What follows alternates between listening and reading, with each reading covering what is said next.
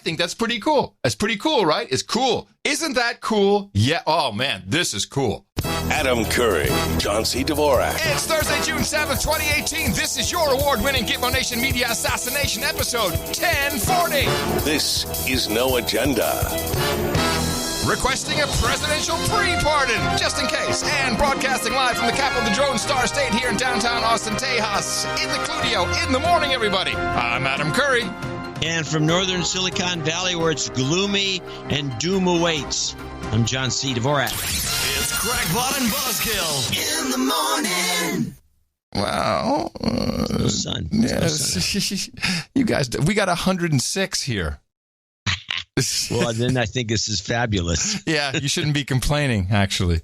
It's still warm enough. It's in the high 60s or mid 60s. It's pretty bad. Pretty bad. All right, how you doing? Okay. Yeah. How's your team doing? I lost interest after the second game. Oh, there was a more of a like, hey, these guys are just gonna win. Who wants to watch this? Stop.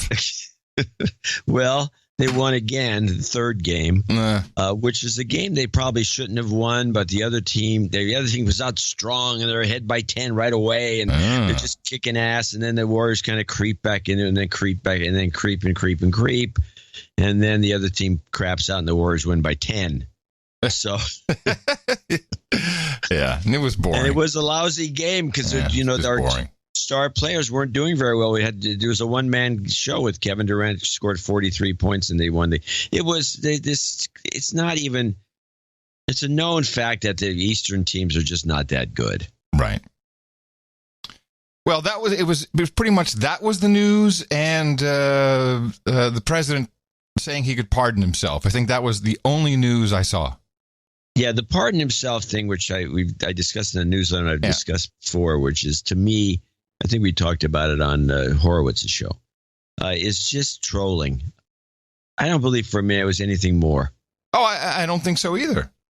And really the genesis of it was, let me see if I have this here.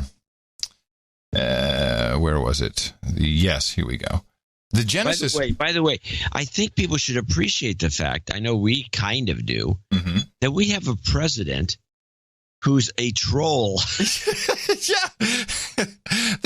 I have some appreciation for it, certainly. He's just jacking people around. But if you listen to the genesis of where it came from, well, actually, I have this piece from NPR. President Trump's attorney, Rudy Giuliani, tells ABC's This Week that the president has the power to pardon himself. He probably does. But he has no intention of pardoning himself. That was the entire genesis of this freakout. Was that little bit? That was the whole thing. Yeah. Actually, he said a little more. Yeah, President Trump. I'm glad you got that clip. Well, there's a little bit more in the NPR analysis of this, which I think is cool. Trump's attorney, Rudy Giuliani, tells ABC's This Week that the president has the power to pardon himself. He probably does. But he has no intention of pardoning himself. So he can, but he won't, or will he, or would he even need to? Does that jibe with you? This is actually one of these fascinating dorm room arguments among conservative lawyers about what the Constitution says. That we will put on television 24 hours a day. Doesn't say. We'll cover it to death. The argument basically boils down to, among most of the really smart lawyers I know, that the president can fire anybody who works for the executive branch for any reason he wants. So therefore, it can't be unconstitutional to exercise your due authority. Most of the smart lawyers I talked to about this and the conservative lawyers. You notice how they're conflating this now with firing Comey and Mueller, which I find entertaining. I should say. Also say that if you burnt papers or destroyed documents or evidence, that would be obstruction. So it's not that the president couldn't be guilty of obstruction. It's just that firing somebody who works for him for any reason. Managing the staffing is somehow different. Because the entirety of the executive branch is vested in one person. And so what he does as he runs the executive branch in terms of staffing can't be necessarily unconstitutional. I think part of the problem, the larger problem, it gets to this pardon thing. I think it's insane, the idea that the president can pardon himself. But it is ambiguous. You got to remember, when the Constitution was written, there were basically only 3 crimes at the federal levels, like piracy, treason, and one other. What was the one other?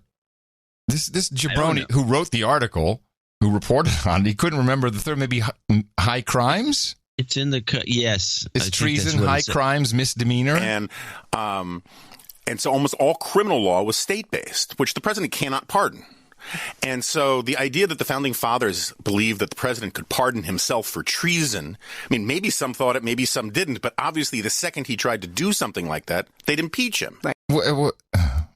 I like this. So now we've gone from collusion to treason. And I think any president who pardons himself, whether it's a Republican Congress or Democratic Congress, get a medal. Should immediately look to whether or not they should impeach him. If any president who pardons himself should also give himself a Congressional Medal of Honor. Why not? Now, what this resulted in is a fantastic montage. I'd like our mixers, and actually anybody can do this. I'd like you to pay attention. This is, I got it from, what is this? The Media Research Center, very right-wing group. But they did a good job on putting the constitutional crisis of this pardoning into a beautiful montage. And I'd like our own version of this, because I think we can do even better. The constitutional crisis alarm bells are ringing. But is anybody listening? This is leading to a constitutional crisis. Destruction of the constitutional norms. Constitutional crisis. Constitutional crisis. Could be a constitutional crisis. The president really wants a constitutional crisis? Constitutional crisis. Constitutional crisis. Perhaps constitutional crisis. Constitutional crisis. This is a shocking breach of democratic norms. This is an assault on the rule of law. This is an assault on the Constitution. This is unconscionable what Donald Trump is doing here. He is assaulting the FBI and the Department of Justice because he is meddling in the investigation of his own campaign. And Max, you're a Republican, aren't you? Making this a constitutional crisis.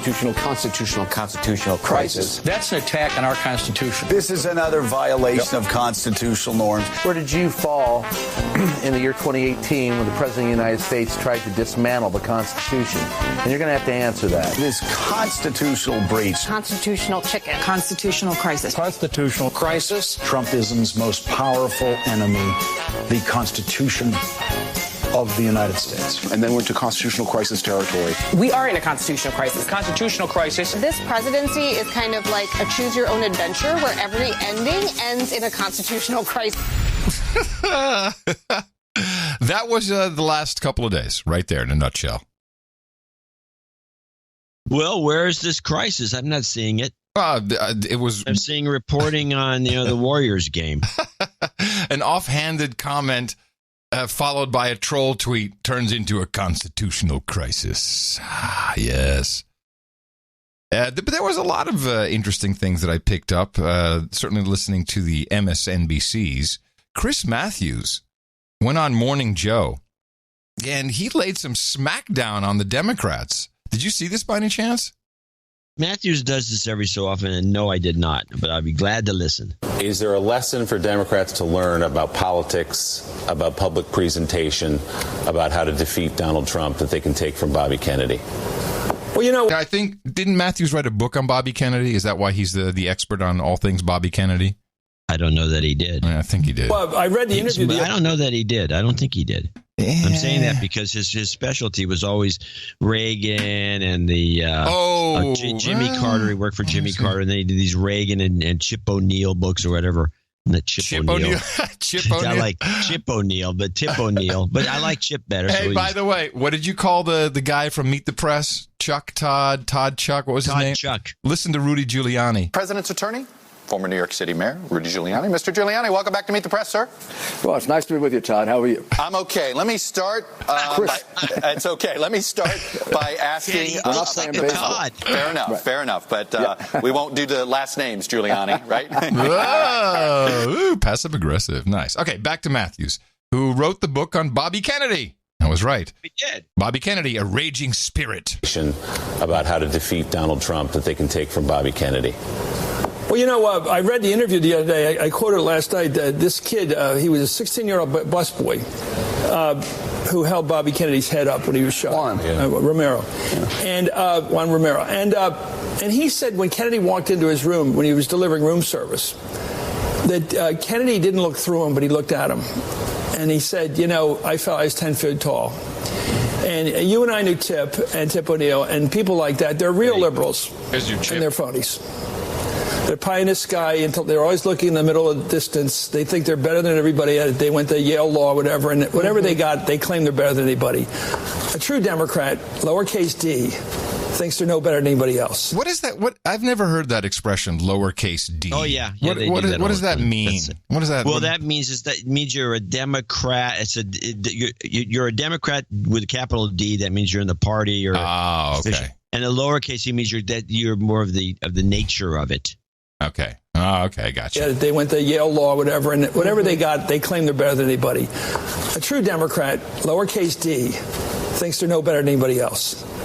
That's what a Democrat is. And when the party regains that with white, black, Hispanic people, everybody starts to think of themselves as one of them instead of being better than them, they'll get back to the party of the people. And they're not there yet. There's too many elitisms. There's so much elitism in the Democratic Party. It's so outrageous. And it all comes to the notion of the meritocracy being entirely academic based. You don't want to hear about a master plumber being an elite.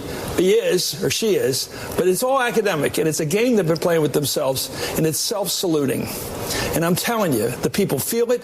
There's a party going on, and they ain't invited to it. And that's a big part of this. It's not just economics. I don't buy the whole Marxist argument. It's all about economics. It's not all about economics. It's about sensing that your leaders give a damn about you personally. And when that going on, I see some people like that out in the Democratic Party today. And but they got to keep a low profile. You got to stay down. There's too much self-saluting, too many events that seem to be about saluting them, too many galas. Yes. People are tired of it. I'm sick of them. And by the way, I'm rooting against them. I am, even though I may agree with them. He says, what? He said gala. Isn't it gala? I think, well, I prefer to say gala, but I often hear gala, which I don't think is good. Gala sounds like some woman. Yes. Is gala coming? Too many galas. People are tired of it. I'm sick of them. And by the way, I'm rooting against them. I am, even though I may agree with their policies. I think there's a party attitude of elitism, and I think they got to get over it. And it's too much talking to fundraisers, because the people they talk to on these kind of shows are really the people they want the money from, and they're the elite. Yes. And I mean, Hillary finally had a Bruce Springsteen concert the last night. How about it? A little late in the game. I mean, identify with the people that the blue-collar regular people identify with, not the elite entertainers. Just my speech. Mm-hmm. There are other ones, but that's one. I think that's something that Bobby would understand, and Joe Biden would understand, and a few other people would understand today, and I think that's a real problem. You know, and during the vacation, the Keeper was reading that new book, Chasing Hillary, by the New York Times journalist who wrote of her adventure. And I don't need to read the book because she likes reading to me, and I like it when she reads to me. So she gives me all the important... Are you in a small cradle? Yes, with a little mobile above my head. And it's sucking on a binky. Yes. Hey, go on. I'm sorry. On go on. By the way, I want to... Go on. Finish. You want to mention what? I met Bobby Kennedy. Well, we'll talk about that in a minute.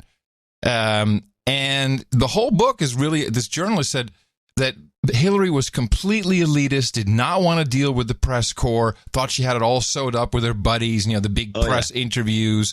It was all Brooklyn. Brooklyn was completely off limits, and they were really the way the journalist describes it, and she was all for Hillary, was incredibly elitist, incredibly out of touch with reality.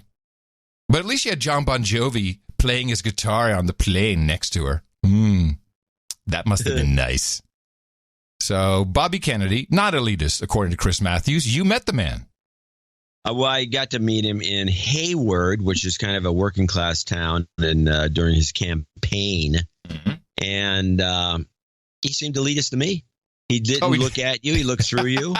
Well, maybe just through you. Stiff as he came around. Were you bringing him room service? Maybe that was the problem. It was like I didn't notice that he was like, friendly even. I mean, I had met Gene McCarthy, who was the go-to guy for that era, for the anti-Vietnam War era, and Kennedy kind of stepped in there and bumped him out of the way, and resulting in resulting in his death.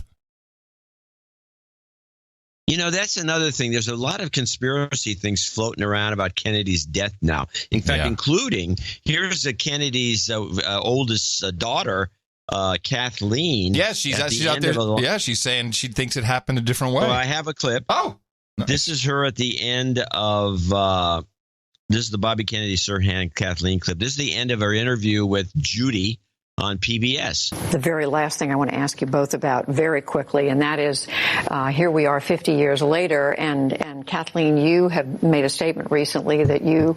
that was kind of rude. The very last thing I want to ask you about kind of quickly, like it's just an offhanded thing. Oh, this is the what's weird about it is this is a commercial-free. You think that they could be a little more open-ended, like we are. Yes. Instead of going to a hard break and all the stuff that commercial television does. Right. I just found I agree with you. I think it's ridiculous. The very last thing I want to ask you both about very quickly, and that is, here we are 50 years later, and Kathleen, you have made a statement recently that you think that there's reason to believe Sirhan didn't act alone. We only have a few seconds, but you're saying this is something that needs to be looked at. I've talked to my brother Bobby, who's looked into this a great deal, and I think he makes a very powerful argument that it should be looked at again. And Dawn Porter, it comes up in your film. We dedicated the last episode. I think what is clear is that Sirhan had a trial that is not a trial that anyone would have wanted for their loved ones. And so I'll leave it to others to continue to investigate that question. But it's important for us to feel like the criminal justice system is fair. And there's a good reason to feel like perhaps this wasn't so fair. Not fair. Interesting. It is railroaded. Instead of just wrong, it's not fair. Yeah, that's a step further than wrong. Interesting. Yeah, when somebody gets railroaded like that and they put under, you can't talk to them and all. I mean, I don't know if you can anymore. But 50 years down the road, we're now discussing this. Yeah. Well, there was some mention that some of this may have been Kennedy was the one who put the supposedly when he was the head of the Justice Department put a tail and had the FBI do spy on Martin Luther King. Mm-hmm. Which I think is true. Appears to be. Yeah. And this may, some people think of maybe this assassination was a payback for their King assassination, which is a far out idea. But, what was Bobby Kennedy on track to do? I mean, besides win? Maybe that was just the problem. Not another one of those jagoffs. Well, there's an element of that. It's almost like there was this. It's almost like with Trump, there was a suspicion that the Kennedys were all mobbed up, and they really they didn't. Just looking at the family, yeah, I can see where that would come from. Yeah, so they're mobbed up, and they really shouldn't be in this position. Because they bring in a bad element, and so they were. So that happened. They were lowercase. Then you'd have to take it to the extreme and say that the Ted Kennedy, Mary Jo Kopechne thing was also staged, and really. It's always, anything's possible if you really. Yeah. Well, I still have my questions about Junior and his plane crash. Yeah, and there's that element because he was making apparently headwinds. Pretty much cleared the way for Hillary. The only other guy that had a chance for anything was Robert Kennedy Jr., who picked up that crazy, weird disease where he can barely talk. Yeah, that's a shame because it comes across. It's very uncomfortable to watch him. It's hard to follow. Hey, I've got a great idea, Bill. Let's mess up his vocal cords. Jeez. So they've been sidelined. It's too many incidents, too many coincidences, too much. Yeah. So, but Bill Clinton, has he now started working for Trump? Well, Clinton's only, I don't know that he has. I'm sure he hasn't, but what am I thinking? But he is really on this Korean thing seems to be, and it has a lot to do, I think, during his era when he was president. I think he wanted to do the peace deal with Korea because he had Madeleine Albright go over there. Well, first of all, why is he doing interviews he has a book. I guess that would be the reason. He has a book. He has a book. He's doing interviews with the co-author of the book, James Patterson, the guy who wrote it, I would presume. Who's a kiss ass if I've ever seen one. And it's funny, I don't have the clip here. I do. But he about a week before he came on the Colbert Show,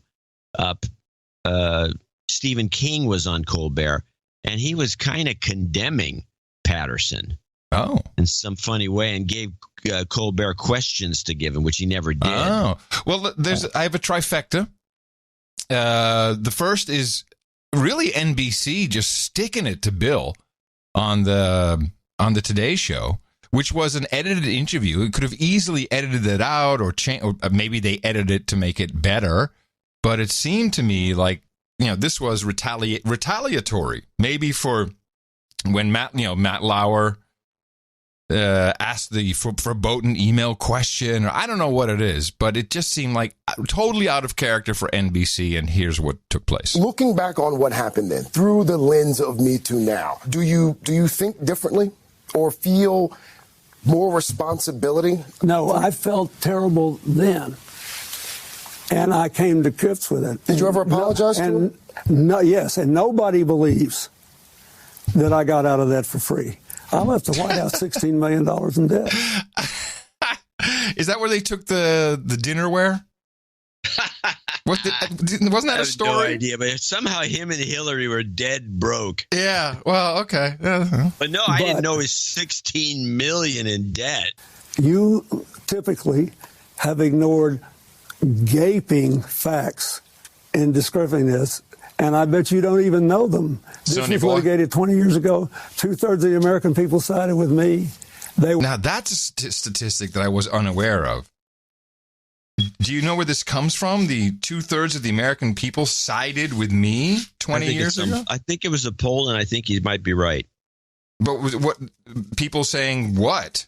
Like you didn't? It's they were pushing the promotion, he lied, but people didn't die. They lied, but nobody died. Okay. And there was this promotion of, you're wasting. This is the moment when Move On was formed. Move On was an organization designed to tell you, let's move on from this. We don't want to be dealing with this Clinton impeachment.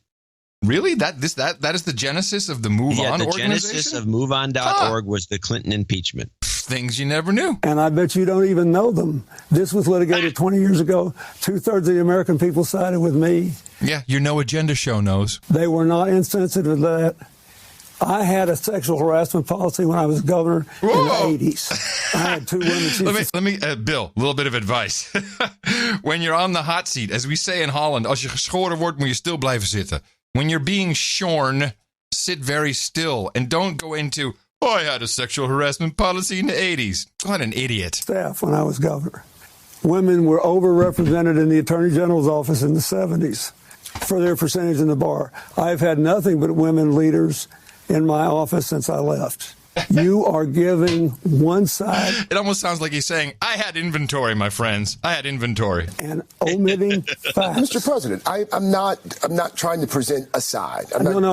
You asked me if I agreed. The answer is no, I don't. And I asked if you'd ever apologized, and you said you had. I have. You've apologized to her. I apologize to everybody in the world. But you didn't apologize to her. I have not talked to her. Do you feel like you owe her an apology? No, I do. This is my favorite. This is where it's sad, kind of, because the old Bill Clinton would have been so much faster in coming. I mean, he just messed it up. Hey, hold on a second. I do want to warn you, I do have the Colbert retort to this, because Clinton went on Colbert. I have that too, but we'll play yours. Because it seems to me that there's a couple of things involved here. One, the Colbert show, showing up on Colbert, looked like an emergency booking. Well, hold on. There was no promotion last week. The second thing is the Today Show is done you have to get up at like 5 a.m. to do this show. Yeah, but it was pre-taped. He's an old guy. It was pre-taped. No. Whoa. It was pre-taped. This was not done at 5 a.m. This was a pre-taped interview. Okay, you got me on that one. But let me just finish the 30 seconds, then I want to hear your Colbert clip. You've apologized to her. I apologize to everybody in the world. But you didn't apologize to her. I have not talked to her. Do you feel like you owe her an apology? No, I do. I do not. I've never talked to her. But I did say publicly on more than one occasion that I was sorry. That's very different. The apology was public. I don't think you think President Kennedy should have resigned? Do you believe President Johnson should have resigned? This is whataboutism, Bill. Someone should ask you these questions because of the way you formulate the questions. I dealt with it 20 years ago plus, and the American people, 2/3 of them stayed with me, and I've tried to do a good job since then with my life and with my work. That's all I have to say to you. Yeah, no, I don't think so. It's this was a huge screw up. Yeah, epic fail. Epic fail, and he got blasted by the New York Times and all kinds of people for being a douchebag, capital D. Capital D. Well, he's also a small D douchebag, which is all right. So set your Colbert clip up. Well, do you have a Colbert clip? Yeah, but I have a much shorter one. But I have the gist of it. So it's a long clip, so you're going to have to interrupt. I like it. I like it. This one, but I do want to ask you something, which is when I got home last night on the CNN, they had a lower third banner that said something about William Clinton's tone-deaf response to the. By the way, I don't appreciate Colbert stealing the CNN. That's our beat, man. That's how we talk about him. Question from the Today Show. My question is, would you like a do-over on that answer? Well, what is the reason for this? So emergency booking, yes. Yeah. But this is damage so control. So blatant. Would you like a do-over? Holy crap. Well, I have to say this. Colbert, this is damage control. And I think it's very well done. He brought Patterson out with him, so he has backup. So every once in a while, Patterson, who really had nothing to contribute, but except to jump in, and you'll hear it once in a while, to jump in and say what a great guy Clinton is. and Colbert is pretty harsh, and I think he does a pretty good job of not sounding like a kiss ass. And he gives Clinton all that, but he does give Clinton all the opportunities he needs to apologize for the Today Show interview. Do you understand why some people thought that was a tone-deaf response to his questions about the Me Too movement and how you might reflect on your behavior 20 years ago and how that reflection may change based on what you've learned through the Me Too movement? Yeah. I've also noticed the constant use of the term tone-deaf, which is really a real soft way of saying you're being a dick. But the media use that term consistently. Tone deaf. Tone deaf. Yeah, that came. I think that was from the New York Times article. I could be wrong. But he has this thing about 20 years. Shouldn't they just say you don't seem to be woke, Bill? This old behavior. I'm wondering why they don't say how come they don't associate or give Trump the same benefit of the doubt after. A do-over. Do-over. Every day. When I saw the interview, I thought that because they had to, distill it. That's his way of saying they edited it. And it looked like I was saying I didn't apologize and I had no intention to, and I was mad at me. Okay, hold on a second. Of course, that's wrong what he just said because he did say he apologized and he made a point of it. Yes. You saw the Today Show thing. Did it look heavily edited? It was definitely edited. Not easy to tell how it was edited. But yeah, of course. No, there's no reason in the world that NBC would do a hit piece on Bill. But they did, John. That's what I'm saying. It was pre-taped, edited. Yeah, I know. But I'm saying what's the reason for that? NBC is a huge, the number one, in my opinion, of the three networks, the biggest Trump hater. Yeah. At the moment. Well, I think Bill did something else, and I have a different clip, which we'll play in a moment. I think that's where he really screwed up, and I think that's what the retaliation may be about. Well, you said in the interview that you did apologize. You said you apologized in the interview. I did, and they showed a film clip finally. But here's what I want to say. It wasn't my finest hour, but the important thing is... Stop again. What is the deal? I mean, you hear about people with that use a lot of heroin have this problem. But he has the driest mouth. All you hear is this. It's like... It's disgusting. Yeah, he's like, take a drink of water, do something. I mean, it's just... Like his mouth is glued shut, and he's trying to pop it open. He's got mucilage in the mouth. He's got those white stringy things when he opens his mouth. It's gross. Ugh. That was a very painful thing that happened 20 years ago, and I apologize. Maybe he's just cottonmouth and he's high as a kite. To my family, to Monica Lewinsky and her family, to the American people. I meant it then, I meant it now. I've had to live with the consequences every day since. And I still believe this Me Too movement is long overdue, necessary, and should be supported. And we should all... Woo! Yeah, Oh, by the way, but stop. That applause, if you listen to the whole thing and the way it was done, either that one or another one, but was edited in. Anyway, it just seems as if there was just the slightest amount of lag in the applause. Yeah. And it didn't go from like somebody you can hear somebody start. No, it went to full blast. Yeah. You've heard this where people start clapping, and then all of a sudden a big clap, applause. This was a massive attack off 2 beats. I believe they turned the applause sign on. I think you're right. Let's listen again. Hold on. Let me go back. Here it is. I can see it on the waveform. Here we go. And should be supported. And we should all... Nah, I heard a couple claps coming at the start there, John. I did. Well, maybe. Well, they're happy. That's for sure. And that might not I'd like to be the think right that one. we're all getting better. What? What'd you say? There's a point where it just seems to me that they turned the sign on. Better as we go along. Here's the other thing. I've spent a year now with President Clinton, and I went in liking him. But in that year, I found he's just a wonderful, wonderful, wonderful human being, and he spent his whole life.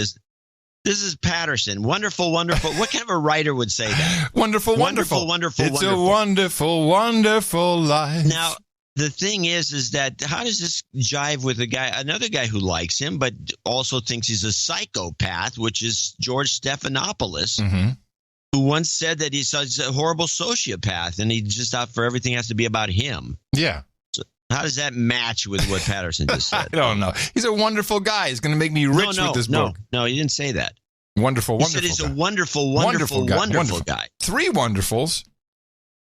Yes. All right. Here's the other thing. I've spent a year now with President Clinton, and I went in liking him.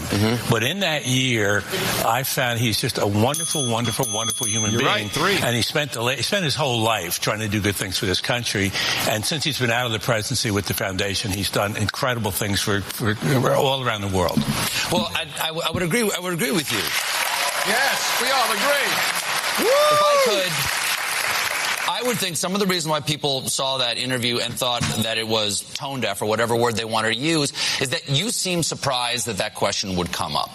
That there's somehow that this had all been adjudicated in the past and there's no reason to talk about it again, when it seems like the spirit of the Me Too movement is that it doesn't matter how long ago it happened. Examples of men who were not held accountable for their behavior, especially men in power with younger women or people who worked for them, is worthy of being re-adjudicating or adjudicating for the first time, no matter how long ago it happened.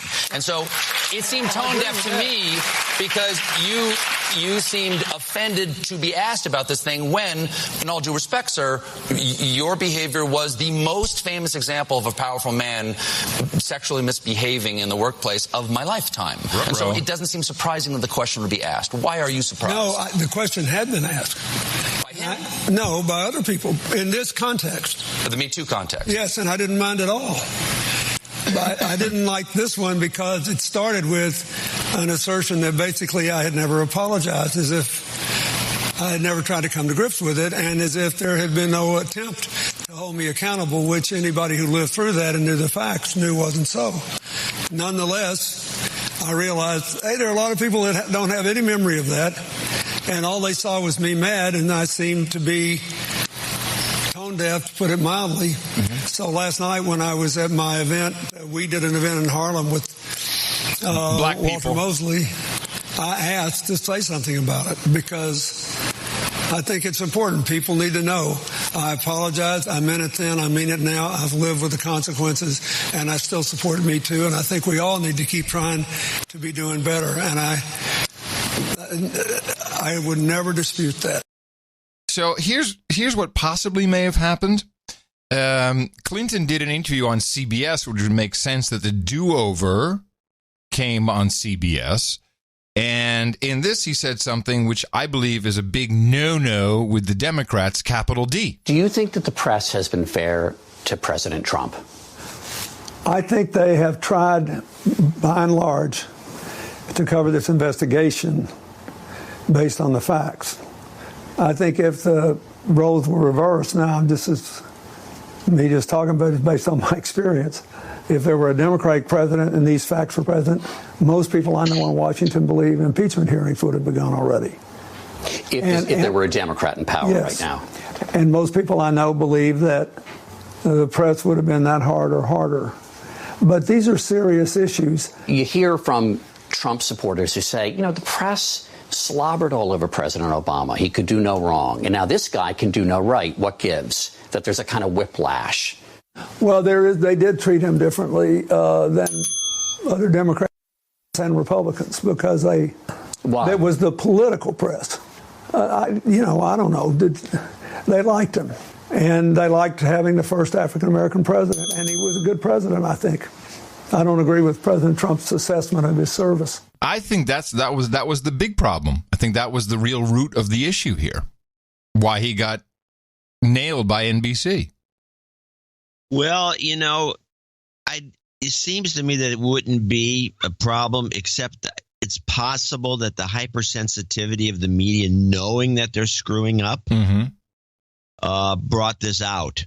It's like, look, we have to. And then it made it worse when Clinton went on about how, you know, Korea, the thing he's doing with Korea, we should support. And I don't know. Yeah, maybe this is as good a theory as any, because I found the whole thing to be weird. Yeah. And yeah. I'm sure Hillary wasn't happy with that at all. And maybe just the Democrats, capital D, who just want nothing to do with the Clintons anymore. Just done with them. That's a possibility, because that goes back to one of our old theses. Yeah, which is that Hillary's still hanging around. She still has her machine.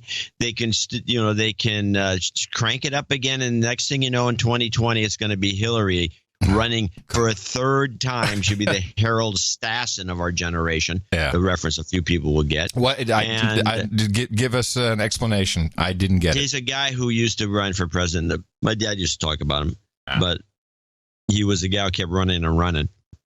And like Hillary, Supreme? and never winning anything. You can't win. But Hillary would be this would be a third go round, and it would be a disaster for the party. They think. Disastrous, yeah. And so, well, they're all fighting. They're all jockeying. Maybe this is just let's knock them both out of the picture. Yeah, they're all jockeying for position now. What is the party going to be? Except for the anti-Trump party, they got that down, but now they have to maybe, we need some leaders. We need someone who looks like they can do the job. Where's Clooney? We have a Clooney clone, Gavin Newsom, good-looking guy, wears his shirts, he doesn't wear T-shirts, he wears his shirt open. Hey, look at that, I'm a tough guy. And he's running already. He's decided to, instead of running on issues or anything else, because there's no issues you can run on as a Democrat in California. We have the highest taxes. We have some of the worst education results in the country. Everything is bad. The roads are falling apart. It's just one thing after another. So he's running on as a Democrat, he's running on an anti-Trump platform. So, couple things. One, and it's like, okay, good luck with that. It didn't work for Hillary. So the number 2 guy in their jungle election is John Fox, I think his name is Cox. John Cox. He's a Republican. So maybe that was unexpected. Well, there's a couple of thoughts here, if you want to talk about it for a second. Sure. It was kind of hoped for by Newsom, because he didn't want to run against the Democrat because they could, they know each other's dirty laundry. And he felt that because the state is 2/3 Democrats and very few, I think, is a quarter Republicans and most independents. Although they do vote Republicans in as governor every so often, and this guy could be offensive enough that this could happen to him, although I don't think it will. He felt that he had a better shot at beating a Republican because there's a clear difference, and he can run against Trump. Right. Okay. Because Trump is supporting Cox. I'm going to change my position. consistently told you that you need to get out of California, I want you to stay. I want you to stay on the Titanic until that fucker is down, the iceberg is floating overhead, and you need to report on it. Yeah, well, it won't go down because of the weather. Yeah, what? The mud flats still dry, I guess. Good. The mud flats are still there. I mean, come on, people. Looking out there now, there they are. There was quite a bit of interesting news about the news, if you will. Apple is going to help you. I mean, Apple, I don't know if you saw the Worldwide Developer Conference keynote, which I missed it. I wanted to watch it. Here's how every demo went. And we got this thing over here. That's pretty cool, right? Which was the applause line cue. Every single person who presented something at some point would go, I think that's pretty cool. That's pretty cool, right? It's cool. Isn't that cool? Yeah. Oh, man, this is cool. And it wasn't cool. It was like, man. Yes, it helps if it actually is cool. Yeah. Oh, wow. Now I can ask Siri if I'm on time for my plane. But they're going to help you with the news. Thanks, Craig, and it is so great to be here. Woo! I'm excited to tell you about some great updates in some of our most popular apps, starting with one of my favorites, News. Woo!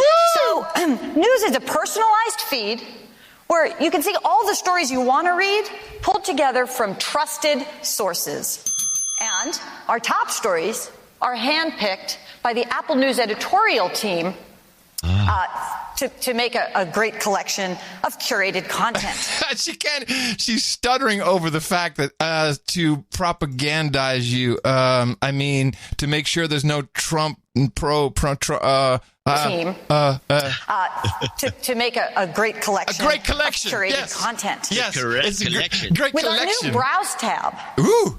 You can might as well listen to the whole presentation. Discover new channels and topics. We've made it even easier to jump to your favorites, because that's why they're your favorites, right? Favorites. News shines on the iPad. We've added a new sidebar, and it's a great way to navigate. It makes it easy and I think fun to dig into the areas you're most interested in. Dig in, people. So that's news. And that's news. But not quite as good as what the Face Bag is doing. Oh, no. Those guys are way ahead of the curve.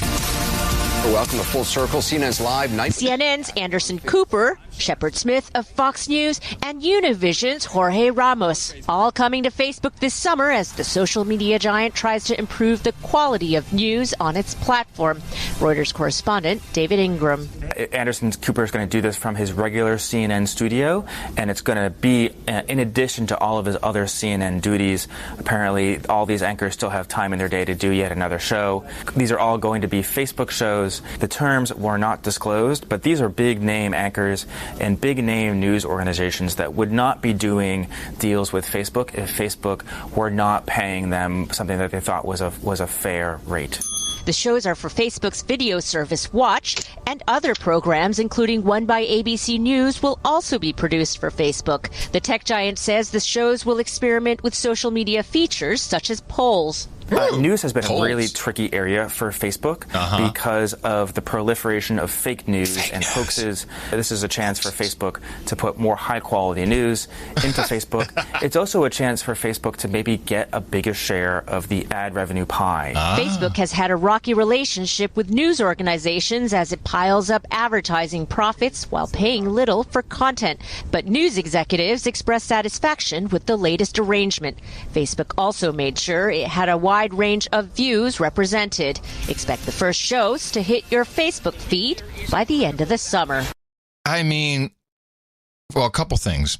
One, it's too bad we're alt-right. Too bad we're so alternative, because people are making bank today with Netflix and now FaceBag.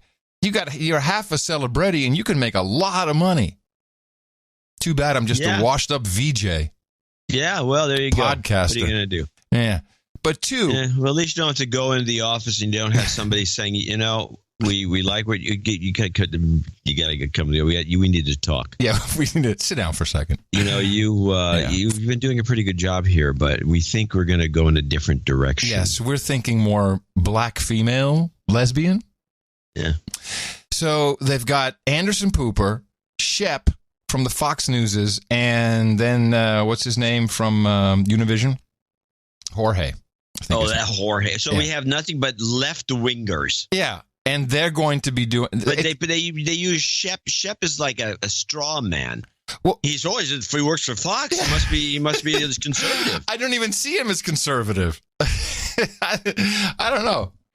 But yeah, I guess everything's represented. Left, right, and Spanish. Yeah, that's perfect. So, but to have three... First, for CNN, Fox, and Telemundo to allow... Univision to allow that. To allow their anchors go to the enemy.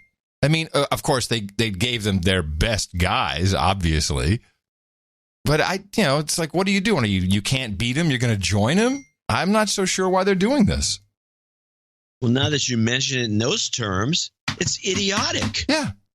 These guys are the competition. Unless it's like, hey, Washington Post over here, can we use your two top guys over at the New York Times as columnists? How about this? How about a balanced report? No, how about this?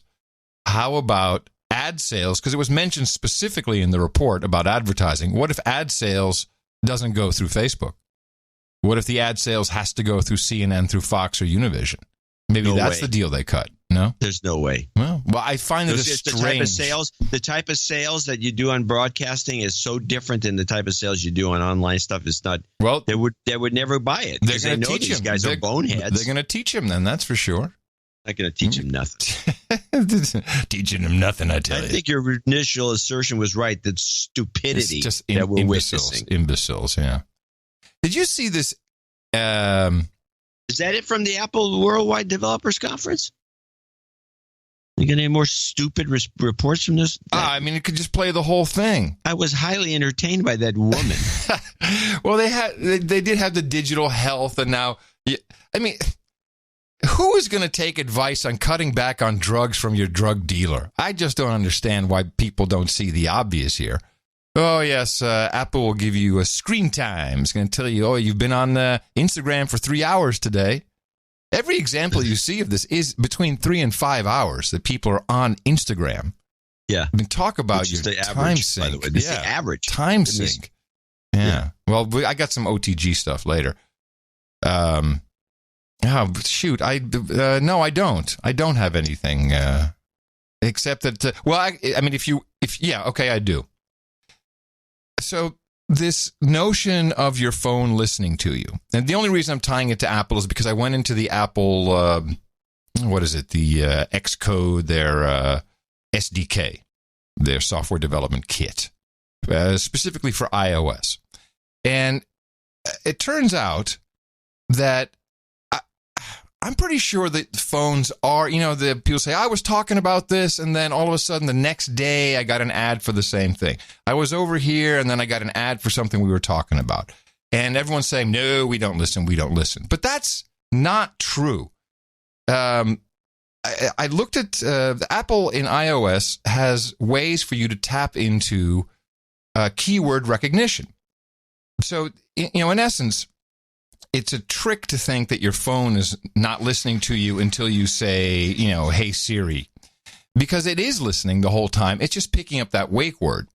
But in the actual SDK, you can access this yourself, and you can say, okay, you're listening all the time, and then when this particular word comes through, this trigger, and there could be thousands of triggers from thousands of apps as far as I'm concerned, then it will pick it up, and then you can trigger a script and do something else, which is kind of, to me, explains why you talk about it and the next day it shows up on your feed, because it's triggered, it has to be registered. Okay, here's a guy who said Levi's, we need to show him some jeans, it makes sense, and put it in tomorrow's run, boys. Now, in order to use this, your app does need to request permission. What's a little unclear to me is how that permission is asked. If it says, in some cases it says Siri wants to use access your microphone. Ask when you install the product.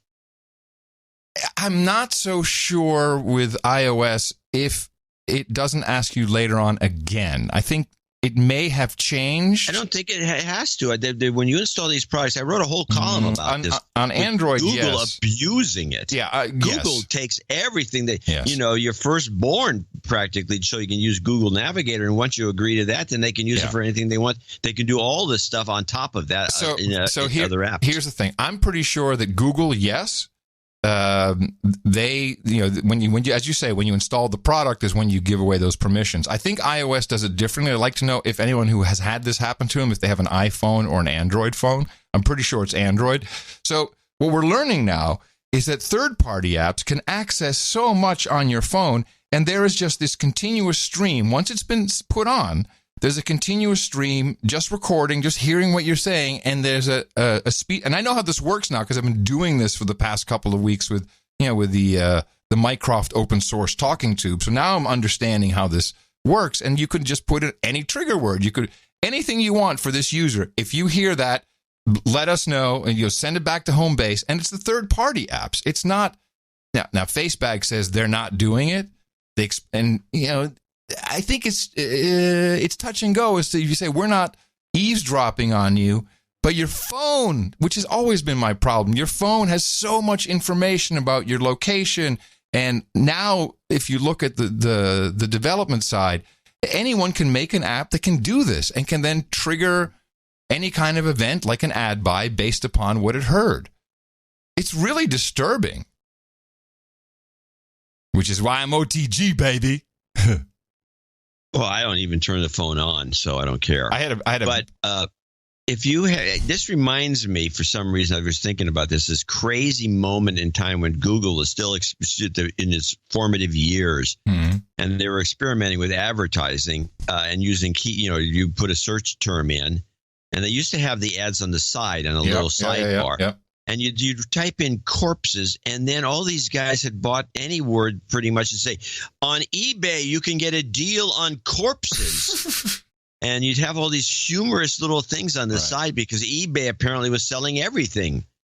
Yeah. Need to know more about necrophilia? Go to eBay. By the way, you can go back to when I was in Los Angeles. So what was that, 2009, 2010? When I was living in LA? Around that time. Sure. No. And I was on Twit, This Week in Tech, and you can go see where I said, very explicitly, I said, with the introduction of Google Voice, which opens up your browser and allows access to the microphone to Google, I said, you watch, I predict there will be ads based upon what you say in the future. And I was laughed at. And kicked off the show. Eventually kicked off the show. Yes. Well, something funny happened. So in my final, when we're talking OTG off the grid, I'm anti-tracking. I'm pro-sanity. That's what this is about. I just don't want pro-sanity. I don't want to be carrying. I don't want a phone in my life that is doing all this stuff. But and I'm also anti-tracking, but within reason. So the only thing. Well, two things happened. One, I'm on T-Mobile. T-Mobile came out. This is very good. I'm happy with them. They came out with something called Digits. And Digits is either an app or you can get it through the web browser. You can send, receive calls and text messages from any device. Thank you very much, T-Mobile. So now I could finally shut off Apple's iMessage, which is another trap that you get sucked into. It's like if you're texting back and forth with someone who has an iPhone, you're not going through the SMS system after a while or almost immediately, but it looks like it because it's in the same app. But then when you leave, then people will just be sending stuff and it's going nowhere, and they don't know if you received it, and you, of course, don't receive it because you don't have the iMessage anymore. It's one great travesty, the huge injustice Apple did to their users.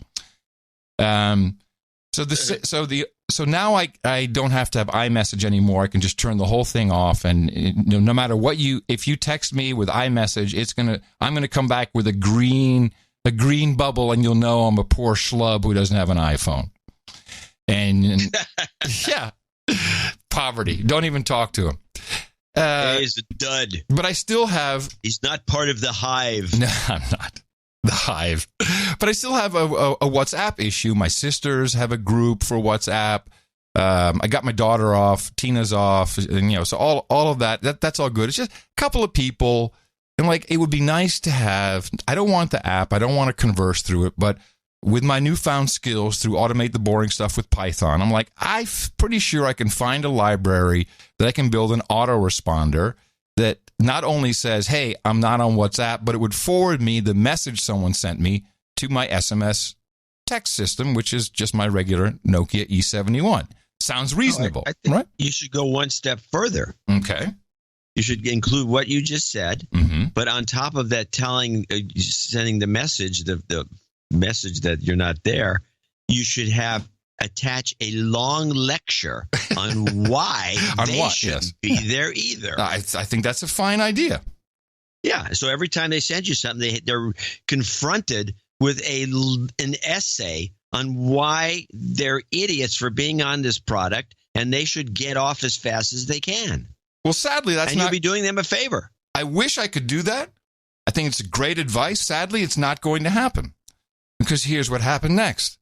So I take my newfound Python skills. I get the Yowzup library and import that into my script. And lo and behold, boom, I'm on a command line. I'm talking to WhatsApp. I actually sent a message to Agent Orange. He sent one back. He says, wow, this is really crazy. Like, you don't even show up that you're online and there's no red status. And because I'm directly into the API. I'm like, oh, cool.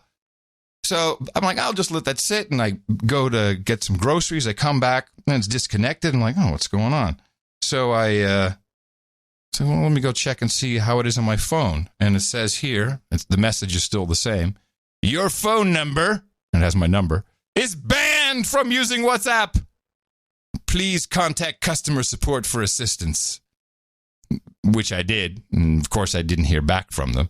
But apparently, you're not supposed to just command line to the API. And now I've been banned, which did solve my WhatsApp problem in a strange way. Because it's just not. Yeah, but there goes the lecture.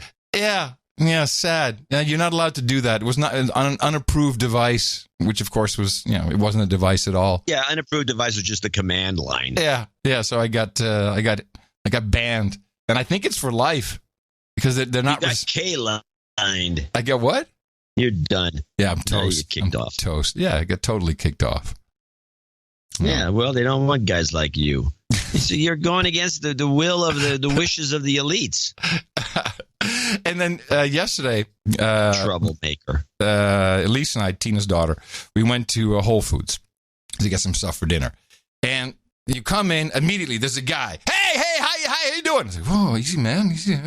Walmart greeter. Are you an Amazon Prime member? You're a Prime member? I said, yeah, I'm a Prime member. Whoa, you got to get the app, and then there's all kinds of deals. You can scan the QR code. It says 10% off. You get 30% off. You might get 50% off. You've got to get the app down. I'm like, no. I like what you're saying, man, but Amazon already knows what I read, what I watch, what I buy. I don't want them to know what I eat. So we move on. Then at the cash register, same thing. Hi, are you an Amazon Prime member? So they assault you, and I just go through my whole spiel again. I'm going to get banned from that place. The thing there's that is, creepy guy again. I looked into, Amazon. I'm an Amazon Prime member, and I'm not like you about this. Because I don't shop at Whole Foods except to get some emergency milk, and because their vegetable prices are too high. The whole thing is crazy expensive, yes. Well, it's not as bad as it used to be. So I get some grapefruit juice and milk, maybe that's about it. And some bottled water. So I don't care if they know that or not. But the thing is, it's like you got to run this app. You can put this on your phone and you show it to the guy and you get your discount or whatever you get. Yes. But it doesn't run on anything pre-Android 5.0. So this is exactly what was so funny. So I'm talking to the cashier and I say, hold on. And I pull out my Nokia E71. Do you have an app for this? She goes, Lordy, I haven't seen one of those for 10 years. She's totally bowled over. Couldn't believe it. Yeah, unless they start sending out cards. Yeah, that they can scan, now you're talking. None of these phone apps work on it. It won't work on my Nexus 7, which I can't really upgrade to 5 because there's not enough memory, and it won't upgrade on my old Nexus Galaxy because it's got Android 4.4.4, and it won't go. It just says, they've abandoned it because and apparently they can't write the code for these old devices, which it should work fine. It's not can't. And it's not as though they can't write the app to work on the old phones, but they won't do it. No, they won't. Of course not. That's because they wanted you to buy a new phone. Screw them. Not just that. They want to have all the extra data that your phone delivers along with your purchase. Yeah, well, they're not getting that. That's for sure. But I want a card. I know you want a card. Where's our card? I'm going to ask him for a card. Where's the card? I don't have a. Okay, I don't use these phones, but I'm a Prime member. I do have a good tip for all Prime members. Amazon, they have an offer for the Nokia E71, $36, and it's brand new. And it'll say out of stock because if for some reason you order it and then out of stock, and then the next day, ka-ching, hi, this is China calling. It's coming out of the printer right now. It's on its way. This is a great deal. $36 for a really good phone. I ordered 4. Those things. I'm like Dvorak I'm going to take it to my grave. I'm like you now. You down with OTG? You down with OTG? You down with OTG? Adam's OTG. You down with OTG? And with that, I'd like to thank you for your courage and say in the morning to you, John C. And the C stands for Can't Load the App, Dvorak. In the morning to you, Mr. Adam Curry. Also in the morning, all ships and sea, boots on the ground, feet in the air, subs in the water, and all the dames and knights out there. In the morning to the troll room. Hey, trolls. NoAgendaStream.com is where you can check in live. We just added Rock and Roll Geek to the lineup, by the way, on the stream. Good stuff. You can listen to it all day. And, of course, you can hop in and you can also chat along with the trolls if you so wish. And I also want to say in the morning to all of our artists who continuously are uploading fantastic album art. Of course, we can only choose one, and that honor was bestowed upon Illuminadia. And she brought us the artwork for episode 1039. Title of that was Bot Cops. And this was the brain with the Ambien, and it was the Ambien, I guess the racist. The composition of what Ambien is, zolpidem tartrate, and then it had a little arrow to the area of the brain where racism occurs, only in Roseanne, apparently, when you take the Ambien. And it was good. It was topical. It was a nice piece. I think she is standing in the area. Isn't she? She's a biologist of sorts. Of sorts? Yeah, well, she does, I think she does the what's it called? You're doing gene stuff. Oh, she reads your tarot cards? No. Sorry. Genetic engineering and things of that nature. Yes. She's a biochemist. Gotcha. She's a biochemist is probably what it is. Okay. I don't know. We got so many high-end We people, have a lot of... We got Eagle Scouts. It's an embarrassment to us. I mean, our show, we have our producers, biochemists. We have Eagle Scouts. Tons of Eagle Scouts. Hardly a week goes by, I don't get another letter from a different Eagle Scout. We have Eagle Scouts and hams. Both the same. I'm very proud of that. I think that's quite a testament. Yeah, who knew? We got a lot of military, too, and a lot of intelligence. Yes. We must be Republicans. Or something. Yeah. All right, we're starting off with some people to thank for being as executive producers and associate executive producers for show 1040, which didn't turn out to be such a great number. I liked your whole 1040 idea. The idea was funny. Yeah. I could have maybe expanded it to 1040, 1040 dimes. I could have done the whole bit, but I didn't. Nah, we just need to focus on regional stuff. So we have the number one donor is Anonymous in NorCal, who sent a note in. He sent he wants to be anonymous, and so he sent in a Western Union MoneyGram. Nice. John and Adam, here is a long overdue token. It's in longhand, which is another way of saying cursive. We used to call it longhand. Mm-hmm. Here's a long overdue token of my esteem for your continuing efforts. Hopefully this note in cursive or longhand when I was a kid will make up for my slackness. If the pain you suffer gathering these clips is in any way proportional to the pain I suffer in listening to them, not in a bad way, I assume, You have truly earned this check. Gotta go. My head is killing me from writing this. No, my hand is killing me from writing this note. Yeah. Oh, that's good. Right. Your hand starts to ache. If you need to ID me in the future, please use writes like crap. That was it. All right. Well, thank you very much for your courage. I appreciate that. NJNK for him. Apparently. Okay.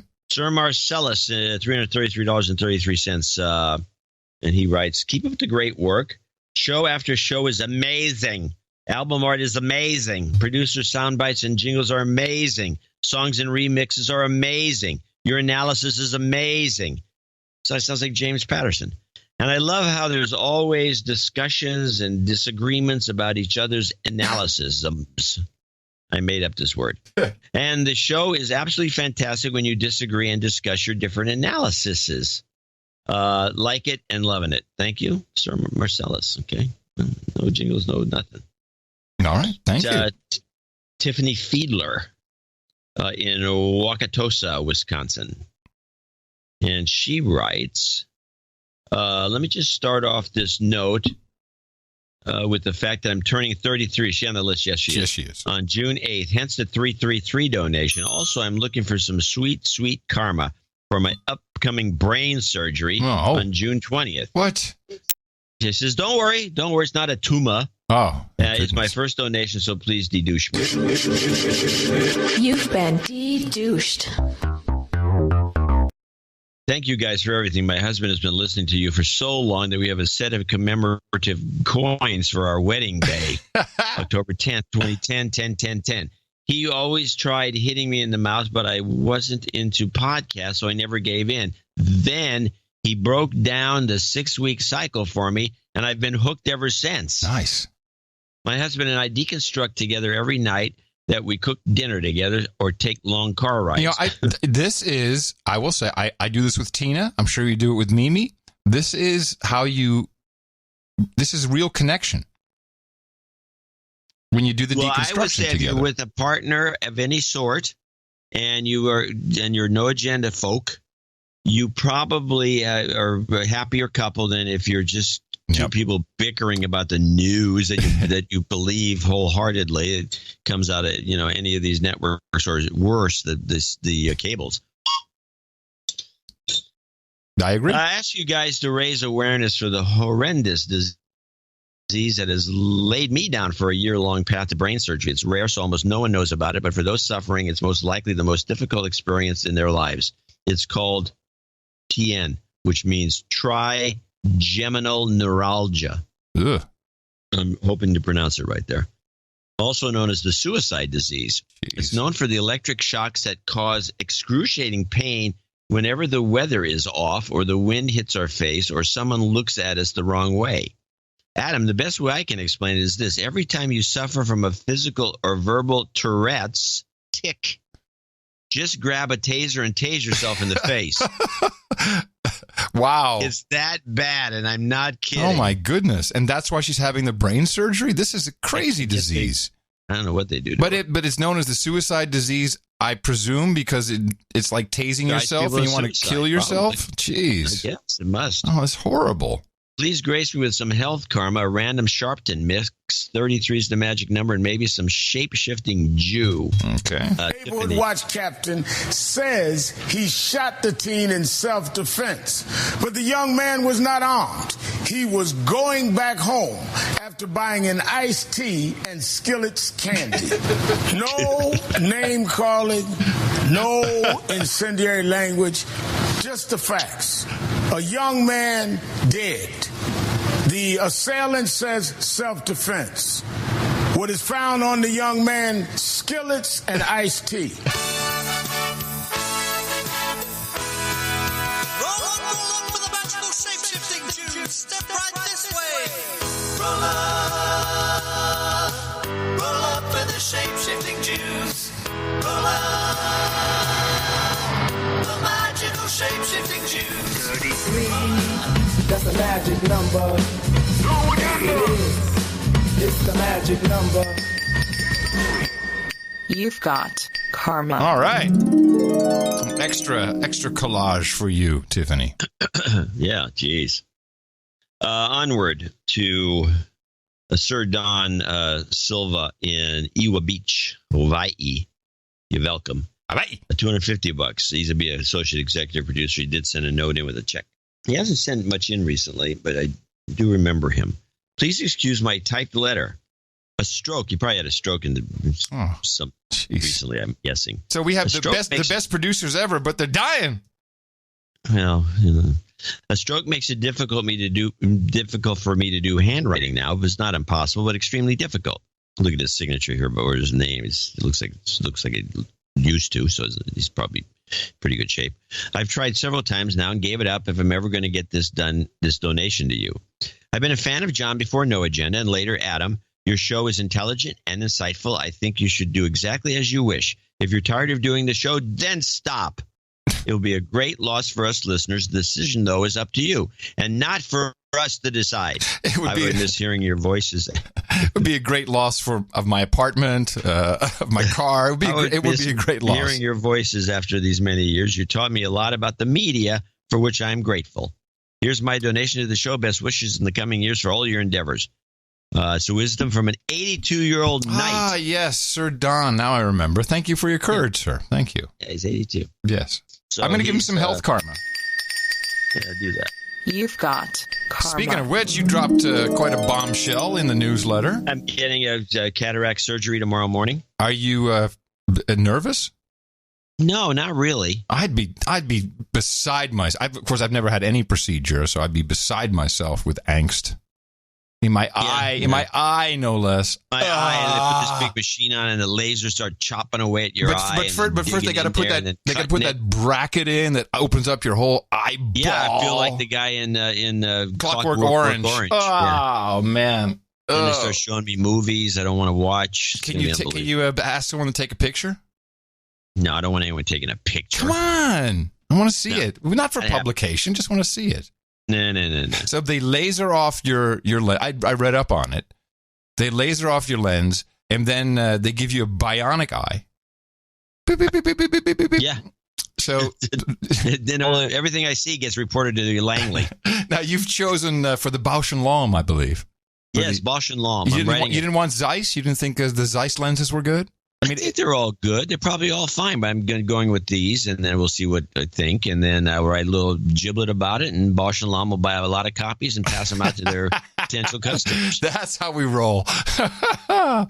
Perfect. Exactly. But there may be some bruising. Is that the bottom line? You may experience some bruising for a few days. Will you be blind for a few days? There's something. Well, you don't get to see very well for a while, but.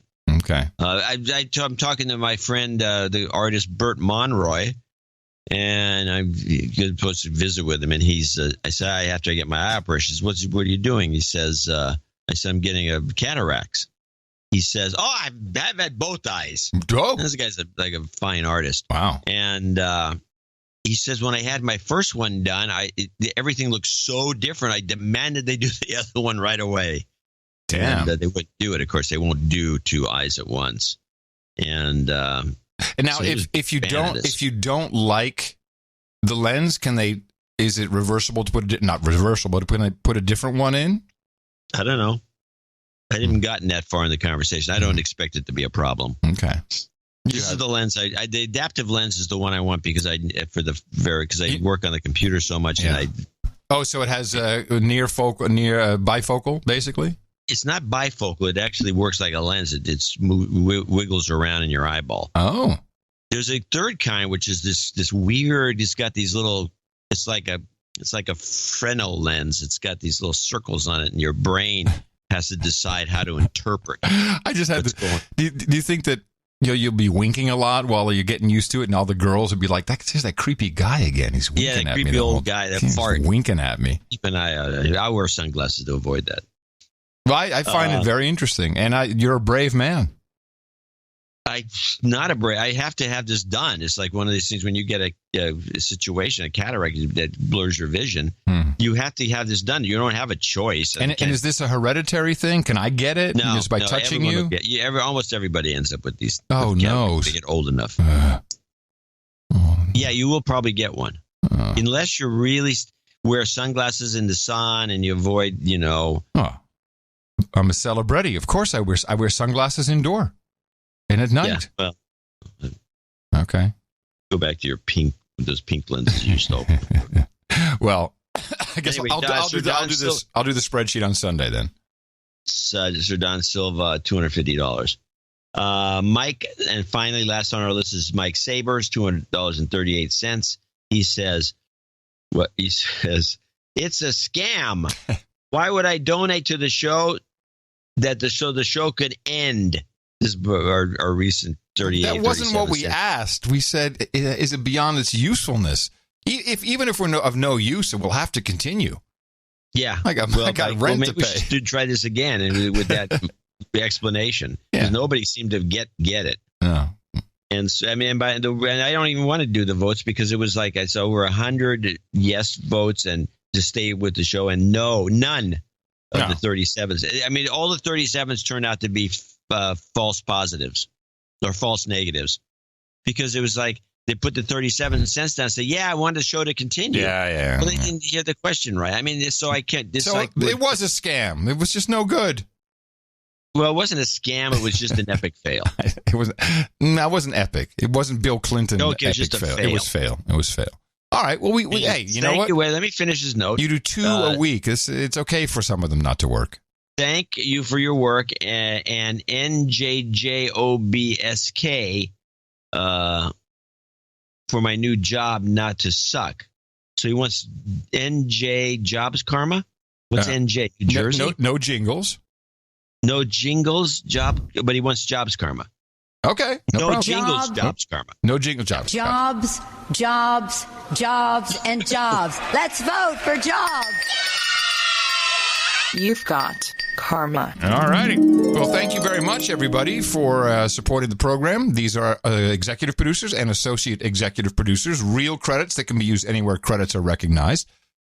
Since these people are really stepping up, we want to make sure we thank them in a starting segment before we get to our secondary thank you, which is in our... just like the movies. It's the real deal. Now, the movies, the credits come at the end. We don't even do it, that. But they have credits at the beginning for the people that count. Yep, that's true. And then they put the minions, the peons at the end. Yeah, we don't do that. We don't do that. We have a nice separate segment because we don't consider anyone to be a minion or a peon. I agree. And so we don't do it at the end. And there's a lot of podcasts that do stuff at the end. Yeah, where they thank a bunch of people and produced by, we have a showrunner.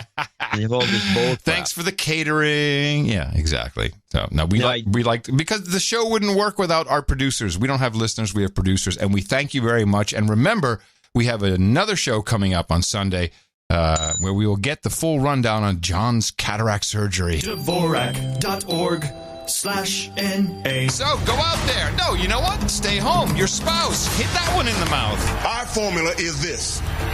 We go out, we hit people in the mouth.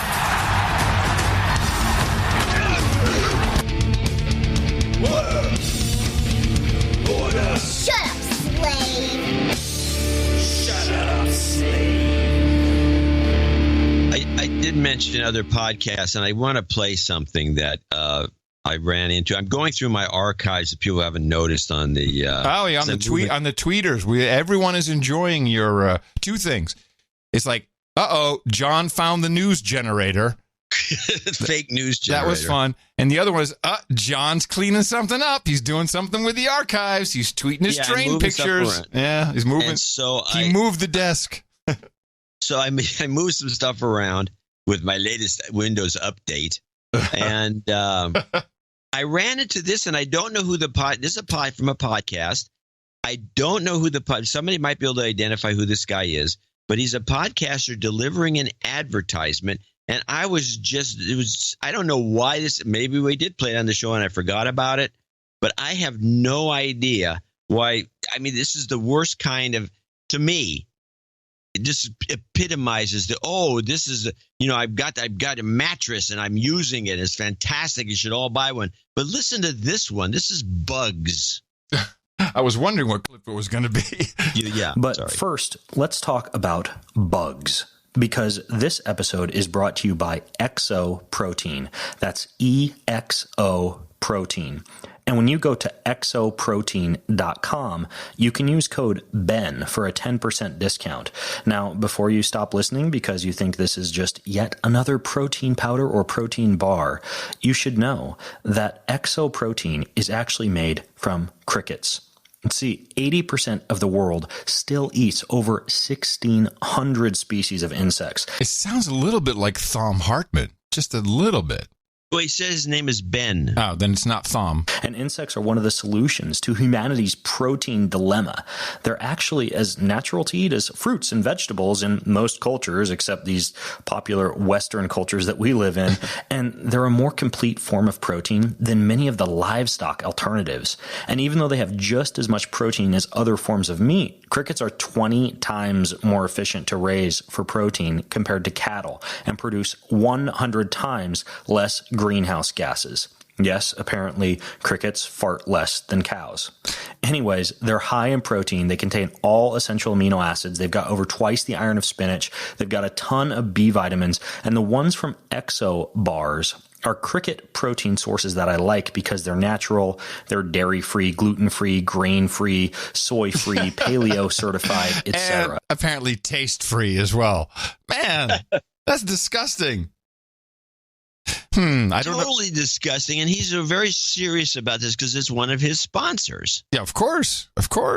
He doesn't eat this stuff. He'll say he will. I ran across an article about the Chinese. You know, Mark Hall, his previous documentary was about tuna, sushi. Really, it was about tuna. It was anyway.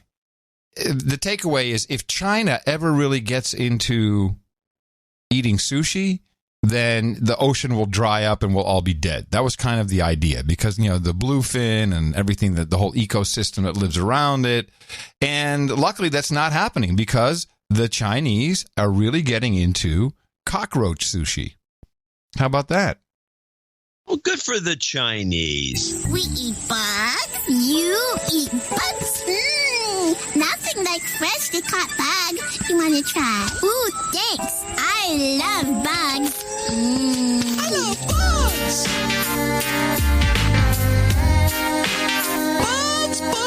Bugs. Tasty. Tastes like poop. It's the worst jingle in the world. And one of our favorites. Yes, I have to say. Now, that could be our show if we were having, taking advertising, phony baloney. Could you imagine? Praise. Can you imagine? Insincere, just totally insincere nonsense we'd be doing. It's not.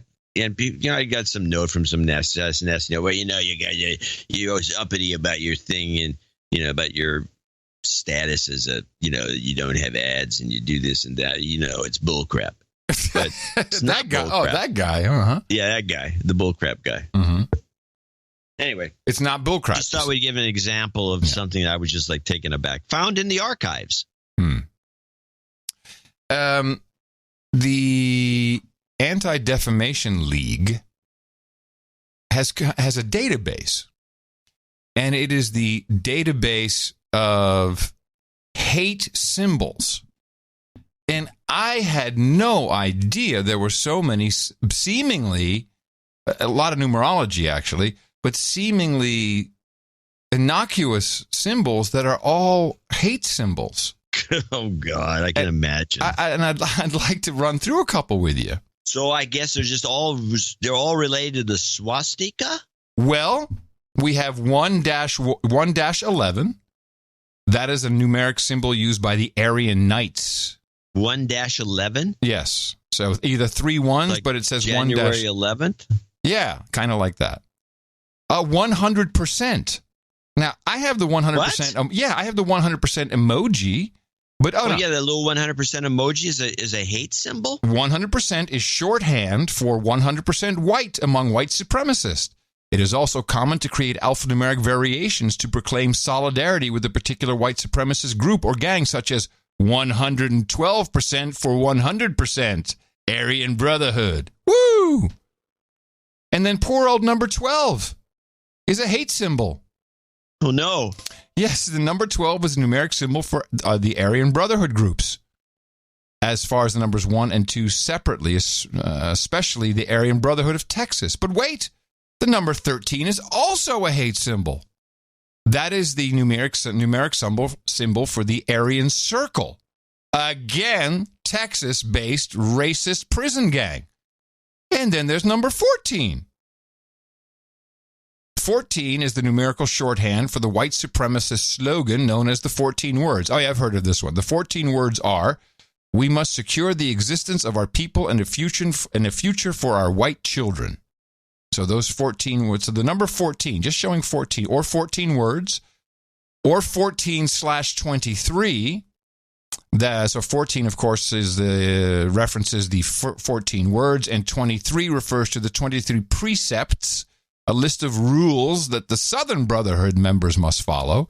Same goes for 1488. Combination of two common white supremacist numeric symbols, 14 again for the 14 words, and 88 is 44 is Heil Hitler. 18, well, I don't have to tell you, it's number 1 is the A, and that's for the Adolf, and the 8 is for the H for Hitler, Adolf Hitler. Sorry, number 18, you're off the list. 21-2-12. Nice palindrome. Oh, no. Hate symbol. Members of the Unforgiven, a Florida-based racist prison gang, used numeric symbols 21-2-12 as a slogan. The 211 crew, the 23 hand sign, the 2316, 28, 318, 33-6. The number 33 is used by the Ku Klux Klan adherents to signify the Ku Klux Klan. Since the 11th letter of the alphabet is K, 3 Ks signify KKK or the Ku Klux Klan. Klan members will frequently follow this with the number 6 to indicate the historical era. I mean, 38, 43, 5 words, 511, 737. Hello, Boeing.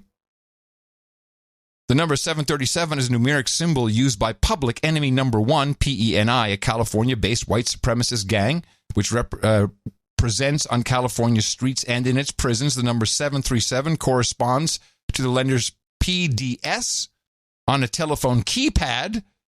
That stands for Penny Death Squad. Holy crap. 83 is a hate symbol. 88, we already went through that. It just keeps on going, John. All these numbers. This sounds like this is like ridiculous. And then they talk about the number 13 and never mention MS-13, the very nasty Mexican. No, John. This is only for white people. ABC is as racist as 1, 2, 3. What's the premise is do, re, mi. ABC, 1, 2, 3, baby, you're not C. ABC, it's as racist as 1, 2, 3. What's the premise is do, re, mi. ABC, 1, 2, 3, baby, you're not C. There you go, Sir Chris Wilson, on the ball as always. Entire packages now show up in my email box. Read this. Here's the punchline. Beautiful. Thank you. Yeah. Well. The Supreme Court case was exactly what I said it would be about the gay baker and the bakery in Colorado who did not want to make the gay wedding cake. Yeah. And it was rather interesting how it was picked up by the media, which is what we'd like to deconstruct. Pretty much consistently, everyone talked about it being a very narrow ruling. Very narrow ruling. And I did read the ruling, and it said in there, this is a narrow case, but the way everyone made it sound like, oh, it's so close. But no, it was 7-2, I think. Yeah, but that's not what narrow refers to. I know, but everyone's all bent out of shape about that. I noticed that. So 7-2 is pretty lopsided. Yeah, that would be pretty crushing, actually. Yeah. But I read the ruling, and beside there being a very distinct artistic freedom piece in it, Colorado's law, actually does not recognize same-sex marriage, which was also a part of the ruling. It's like, yeah, isn't that interesting? Now, that, of course, was completely interpreted differently by the ladies of The View. The Supreme Court sided with Colorado baker Jack Phillips, who refused to bake a cake for a gay couple, citing religious objections and artistic freedom. Yeah, so it was based on an artistic endeavor. So, for instance, I'm an artist. I'm a stand-up comic. I'm just giving myself an example. I'll just use myself. Yeah, clang that. I'm going to play that again. Clang her when she says that. I'm an artist. I'm a comedian. It was based on an artistic endeavor.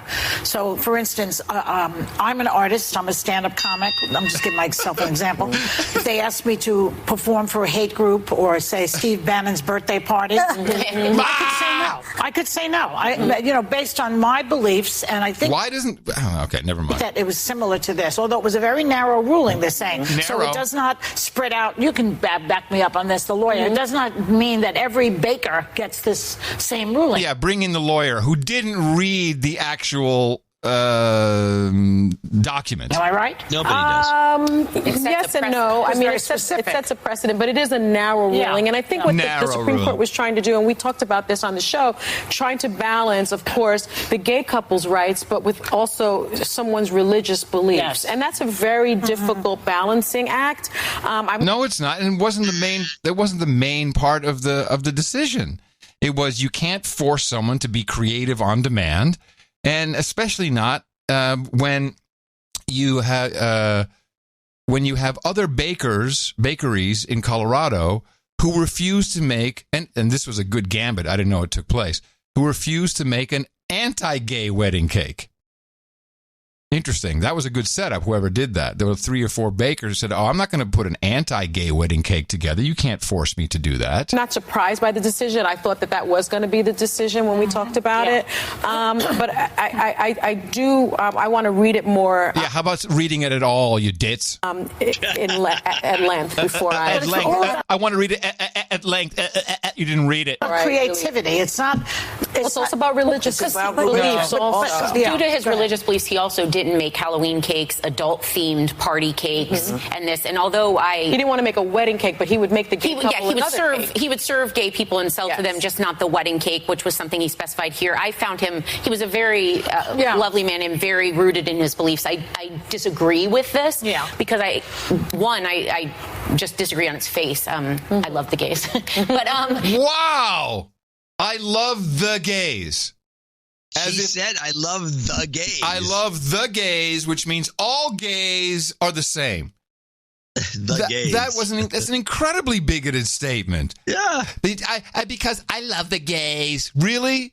I'll introduce you to a couple of gays you may not like, lady. Lovely man and very rooted in his beliefs. I disagree with this because I just disagree on its face. I love the gays. I love the gays. I love the gays. The gays. They're so great to go to parties with. Jeez. Two, I think it's also a slippery slope because I think when you start allowing people certain freedoms based on almost the discrimination of someone else, even if it's just the wedding cake, where do we stop? Slippery slope? Slippery slope. But I love that they take this bakery, which is and I'll just reiterate my position, which turns out is the Supreme Court's position in general, is if you cannot refuse to serve someone, a product that you have in your store, that would be discrimination. And we have protected classes, and I'm pretty sure the gays are not protected in Colorado or anywhere for that matter. But you reserve the right not to serve anybody, but you're a dick. It's like, then you're clearly a bigot if you don't want to serve someone an existing product.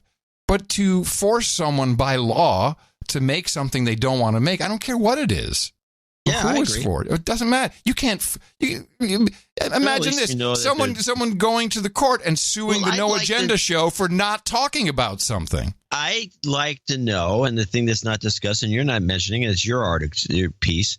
Who voted no? Who were the 2 people? Well, who do you think? Ginsburg would be one of them. Yes. I don't know who the other one. And the other one, not Sotomayor. Sotomayor was all in. Who was the other one? Troll Room should know. That is an obvious one. The only real obvious one is Ginsburg was just a dipshit, to be honest. RGB, as she's called. She has this gang name now. Yeah, it's true. The OGRGB. The troll room doesn't know either. Sotomayor was for it. Sotomayor was for it. Well, thanks. Who could be? Breyer? Kennedy? Kennedy? No, I don't think so. Well, there you go. Yeah, we won't know. Somebody needs to know this. This is the thing that's important to me. Okay. But we're on the topic of discrimination.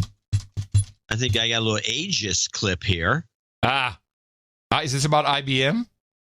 No, it's about a new show coming up. Because I was reading that IBM is some court case. Apparently, for the past maybe 5 years, they've been letting go over 20,000 people who were over 40. Curiously, this is 40. This is the same kind of thing. This is on ABC, one of the horrible networks. And when they get rid of Roseanne, and they would put this on. This, I think, is going to replace Roseanne. It's called The Rookie. And yeah. I saw a preview of this. And it's about a 40-year-old guy who becomes a rookie cop. And the line, which is going to be hard to hear, but it's about 2/3 of the way through it. The black woman, and they have a lot of stories now they've introduced a lot of black characters. They did it with black women, not black men. Black men, they have a wide range of characters they play. But black women always play some horrible person. And I don't know why they're doing it. I think the black community should be up in arms about it. But they're just dicks. And this black woman, this black woman's a dick, and she says that's because you're old as hell. Officer John Nolan, I'm here to work, and I won't let you down. You get to ride with the 40-year-old rookie. Sergeant Gray does not appear to be a fan of my presence. Because you're old as hell? The Rookie, coming this fall. Yeah, it's ageist. Because you're old as hell? Yeah. But I want to know, we have cops that listen to this show. 40's not old. 40's not old. 40's not old.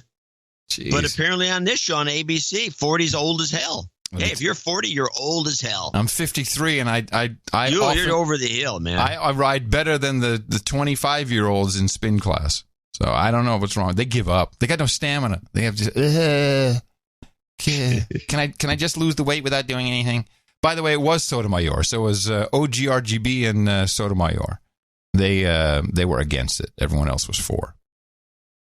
Yeah, forced labor. They'd probably be for slavery too. Those two. Seriously, that's what it is. That's what it amounts to. You have to do what I say. Yes.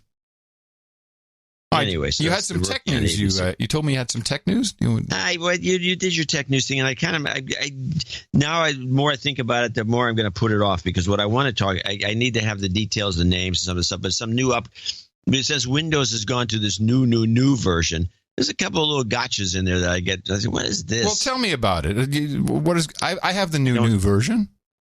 Yeah. What's the problem? Okay, now you go. I can't run the new version on my NUC. Because it's an old beta. I have the new version. But there's used to be right next down at the bottom of your screen. Do you have the crap at the bottom of the little icons? Yeah, I got crap here, yeah. Okay, now you see the open box? It's a search box? Yeah. You see that little thing next to it? The circle? Is it a circle? Oh, you mean I know what you mean. Yes, the task view is what it says. Yeah, task view. Well, there's a new version of that. It's not task view anymore. It's called something else. No, it is task. I've seen it because the icon changed. It is new, but I don't know if it works. It's got a timeline on it. Yes, the old task view never did that. No. So click on it. Yeah, and open up your screen. And now there's a little timeline on the side, and you see all the stuff that you've been looking at. Yeah, you did. Yeah. For the last number of days. Mm-hmm. So now, which never used to exist. This never used to exist.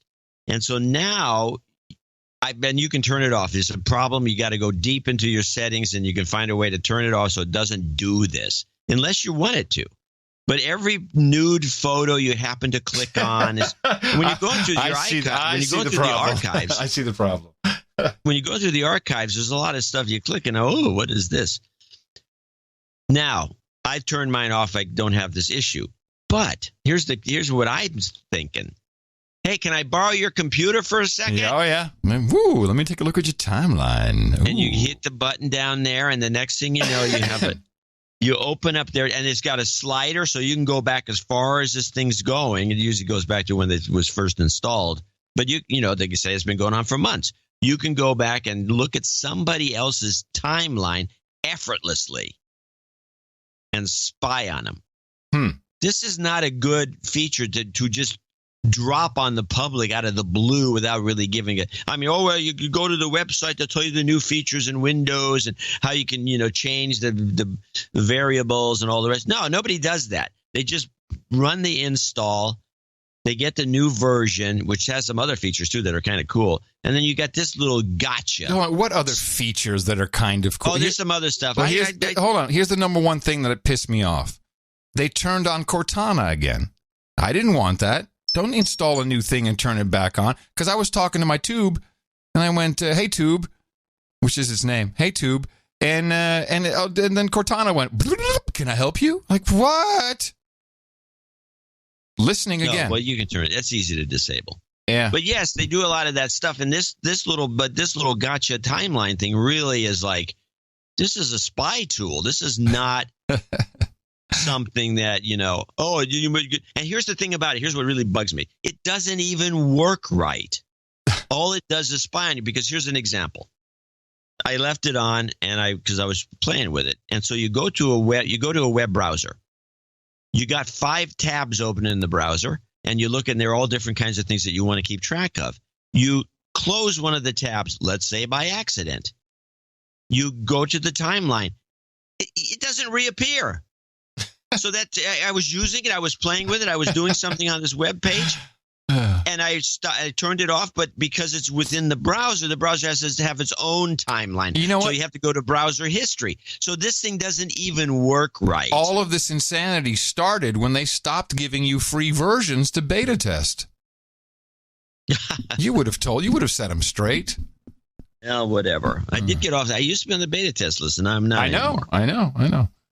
It seems that was my tech news. It was not really tech news. It was a tech complaint. Yeah, I keep. But I'm warning people out there. If you got that little thing, that new little icon in the corner there, go to settings, and go to privacy. Go to settings. Go to privacy, and within the privacy category, you'll find ways to turn that thing off. Another life-saving, relationship-saving tip from the No Agenda Show. Oh, yeah. I think so. Job-saving tip, perhaps. You imagine? Yeah, for sure. Oh, yeah. That's not good by default. I agree. That should not be something that just appears. It's a privacy violation. I think so. Clearly. Facebag back in the news. And when I first read the story, I'm like, oh, geez, of course I could have known this was taking place. Because if you've ever set up a newish phone, whether it's iOS or Android or a television for that matter, you probably saw that you could enter your Facebag credentials right into some system setting of the phone. And why? Yeah, and well, that had a reason, which NPR discussed. The New York Times reports that Facebook has had data sharing agreements with at least 60 other tech companies, including giants like Apple and Amazon and Microsoft. Basically, these companies could access information on Facebook users and their Facebook friends, all without their explicit consent. I gather you actually tried this out yourself. You got a BlackBerry phone. That's right. We plugged in my Facebook account information to this BlackBerry phone after deleting the app. And right away, it started sucking down all kinds of information. It got my email address and cell phone number, both sides of my private messages, and the names and user IDs of the people I exchanged messages with. We got the names, birthdays, work and education histories of nearly all of my 550 friends. And then we were actually able to push it a little further and recover the names and pretty important user ID from their friends, which ended up taking us from about 550 people to about 295,000 people just from a single account. How worried should I be? Should I be worried? Well, I mean, first of all, there's obvious value in being able to open your photo album and post something directly to Facebook without opening the app. You're saying there are practical ways this may be really helpful to Facebook users. Right, or to view your friends' birthdays right from your native contact book or calendar apps. And the reality is it's unlikely that these companies are doing anything untoward with this information, according to experts that we've talked to. But the danger comes in when these companies either store this information on their own servers or expose it on the device to third-party apps that can sync up with it and then do who knows what with it. What's Facebook saying in response to your story? Facebook has put out a statement saying it disagrees with our story, but they haven't disputed any of the facts. They say that in the cases of these device partnerships, they consider the outside companies extensions of Facebook, not third parties. They also appear to be making the case that when my device collects the data of my friends, I then own that information, and it's up to me whether I want to risk sharing it or not by syncing it up with other apps. So again, we see that the actual problem in all of this is the phone itself. It's not just FaceBag. It's what the phone itself has and exposes to anyone who builds an app. I just play Angry Birds personally on the phone. Oh, dude, there's all kinds of spyware in Angry Birds. Are you kidding me? Yeah, I'm not worried about it. Well, you should be. Nah, it's abhorrent. It's abhorrent. But in the EU is they're going after. They're really you wrote a pretty good article about the GDPR, the GDPR, General Data Protection Regulation. And what was your summation? Was basically nothing will ever happen. There will be some complaints. My summation was what it turned out to be. I don't like it, and I think it's a way to gouge American companies if they get away with it because they love to do that. Mm-hmm. But it turns out that the way all these things work with high-tech companies is that it always does a fallback to best practices. Mm-hmm. And so what will happen will be some organizational crop up, some bogus organization that all these big companies will pay $10,000 a year to become members of, and they'll develop these best practices. And then everyone will just follow the leader, and they all do these best practices. So if anybody gets sued over anything, they can go to court and say, hey, we follow best practices. We do. This is all you can do according to this group. Right. That says that this is all you can do. The rest of it's bogus. And so they makes themselves harmless, blameless. I mean, they can't get sued. And this is how it always boils down. It's just another scam. It's just a whole thing. Here's the latest that the EU is doing, and this is a new regulation that is, I think it's still in proposal. Yes, I've heard about this. This is good. Yeah, it's good and it's not good. It's good because it's good that you're talking about. Yeah, but it's not good because they're very vague. This is the directive of the European Parliament and of the Council on copyright in the digital single market, and. Right. And so there's, when it comes down to copyright, this is a very, very complicated topic, particularly when you look at copyright in multiple countries and unions, etc. But coming out of this is something clearly aimed at the Googles and the Bings, as the measure that is being proposed in this draft, which I think maybe they endorse it or they vote on it tomorrow. I've got to check. So this measure would allow press publishers to ask search engines to pay them for showing articles for up to 1 year after publication. There was an original proposal which had foreseen giving publishers the right to ask for payment for up to 20 years. It also forces YouTube to seek a license from every single rights holder for displaying their content. And this is very interesting when it comes to music video. YouTube has really been ripping off artists to an extreme amount with how they monetize music videos. So I think that this... And moreover, because it's so vague and they're not really stating anything. It's in the show notes. But you can see where this is headed. This is the same thing that happened to cable networks. At first, it was like you set up a cable. This is a classic example of what I don't know what to call it, but a switchback might not be a bad word. Where the cable networks are all of a sudden doing everybody a favor, and they are they've got the cable so you can see the San Francisco stations in some rural area because they have this used to be called the community antenna. Ah, yeah. And so it was doing everybody a favor. And then the cable networks said, hey, you should pay to be on this. And they started saying, you guys should pay to be on this network because we're rebroadcasting your stuff. And that sounded like a good idea for a while. And then all of a sudden, as the cables became more important than over the air, which is still available everywhere, it got turned around. And all of a sudden, you should be paying us to reproduce our content. And so it just switched. It turned around. Instead of us paying you, you pay us. And that little debate shows up as a major trend. It happens everywhere. And it was just a matter of time, it seems to me, before Google had to pay. I mean, because at first let me back you up on that. MTV had a huge issue. They had the music videos, and of course they had a blanket license, which you have to play into for any kind of music. But to get around, I think it was the sync rights. It was the sync right because there would be no royalty for the video director. Anyway, long story short, what MTV, they had a consent decree, and the agreement was at the beginning and end of every video within the first 10 and last 10 seconds, every music video, they would show the album that the song was from. That was for the record labels because like, oh man, people don't want to buy albums anymore.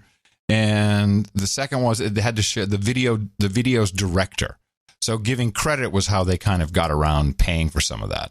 But now we have, and I'm always suspicious of these groups. I love this. SaveYourInternet.eu. This thing has Google written all over it. Don't let the EU break our internet. Tell your member of European Parliament to save it before June 20th. June 20th, the European Parliament will vote on the copyright directive. Members of the Parliament are the only ones that can stand in the way of bad copyright legislation.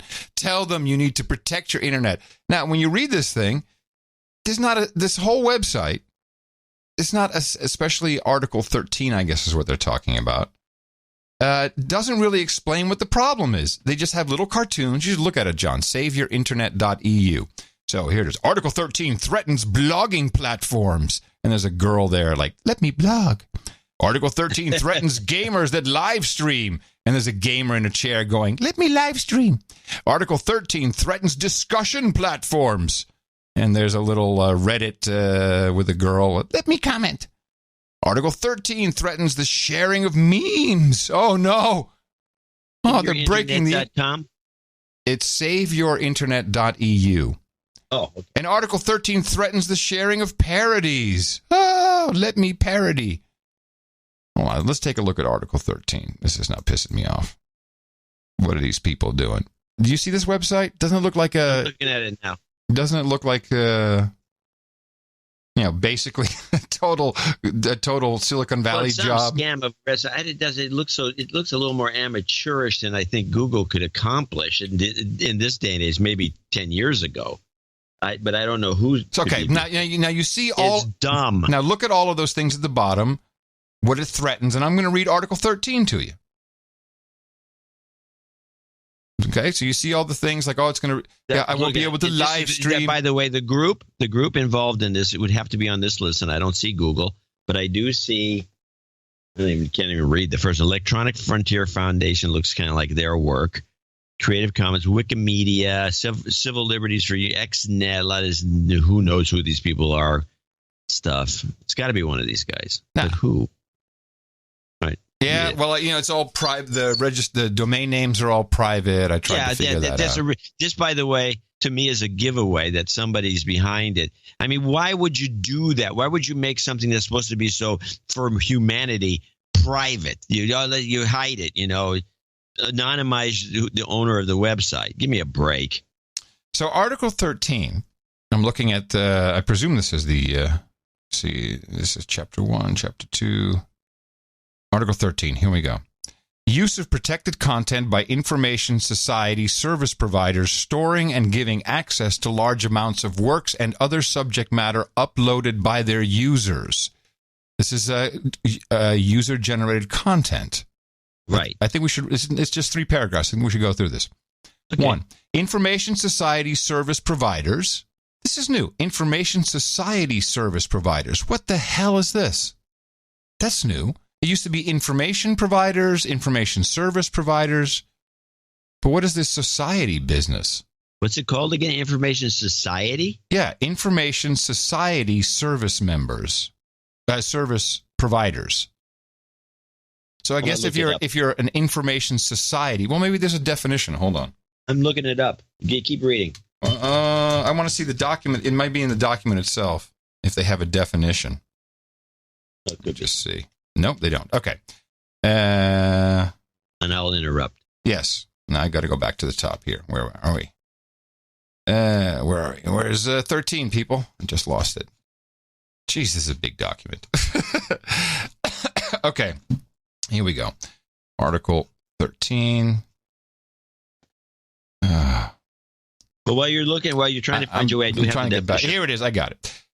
Information society service providers that store and provide to the public access to large amounts of works or other subject matter uploaded by their users shall, in cooperation with rights holders, take measures to ensure the functioning of agreements concluded with right holders for the use of their works or other subject matter, or to prevent the availability on their services of works or other subject matter identified by rights holders through the cooperation with the service providers. Those measures, such as the use of effective content recognition technologies, shall be appropriate and proportionate. The service providers shall provide rights holders with adequate information on the functioning and the development of the measures, as well as, when relevant, adequate reporting on the recognition and use of the works and other subject matter. 2. Member states shall ensure that the service providers referred to in paragraph 1 put in place complaints and redress mechanisms that are available to users in case of disputes over the application of the measures referred to in paragraph 1. Oh, this is juicy. And 3, finally, member states shall facilitate, where appropriate, the cooperation between the information society service providers and right holders through stakeholder dialogues to define best practices Jesus, John, you're from the future, such as appropriate and proportionate content recognition technologies, taking into account, among others, the nature of the services, the availability of the technologies, and their effectiveness in light of technological developments. So we could sue anybody who's hosting a copy of our show, I guess, in Europe. We could, but we've encouraged it. I know. A lot of trouble making it work. I know. Here's the definition, the free definition. The Free Dictionary Company. Information Society Service, a concept within European e-commerce comprising any service normally provided for remuneration at a distance. At a distance? At a distance, meaning that, it's like you set something up and it's like automatic and you're not handling. You're not no moderation. By means of electronic equipment for the processing, including digital compression and storage of data, and at the individual request of a recipient of a service. It covers internet service providers. See also caching and hosting. It's a hosting, it's a... Well, this is not just hosting. This is for Facebag, Google, Bing, it's for everybody. Yeah. And what you're seeing is the news media saying, "Oh, this is great. Yeah, vote that in." And then Google will have to pay us, bitches. Pay us for the news, which is, of course, a very adversarial position to take, and may not be the best way to go for them, because then no one will read their stupid news. Well, they're dumb over there, but let's look at it from another perspective. This is, again, that switchback phenomenon where you're paying one way and then they're paying you the other way after a while. And so right now, Google is more valuable to them because you get your links. In fact, a lot of these publishers in Europe, that remember years ago, we don't want, Google to cover us because they're caching our pages. Yeah, they wanted to get paid so they back took them right off. Yeah. Took them right off the search engine. Now, if you wanted to find anything about these companies or even know that they exist, you're not getting it from Google.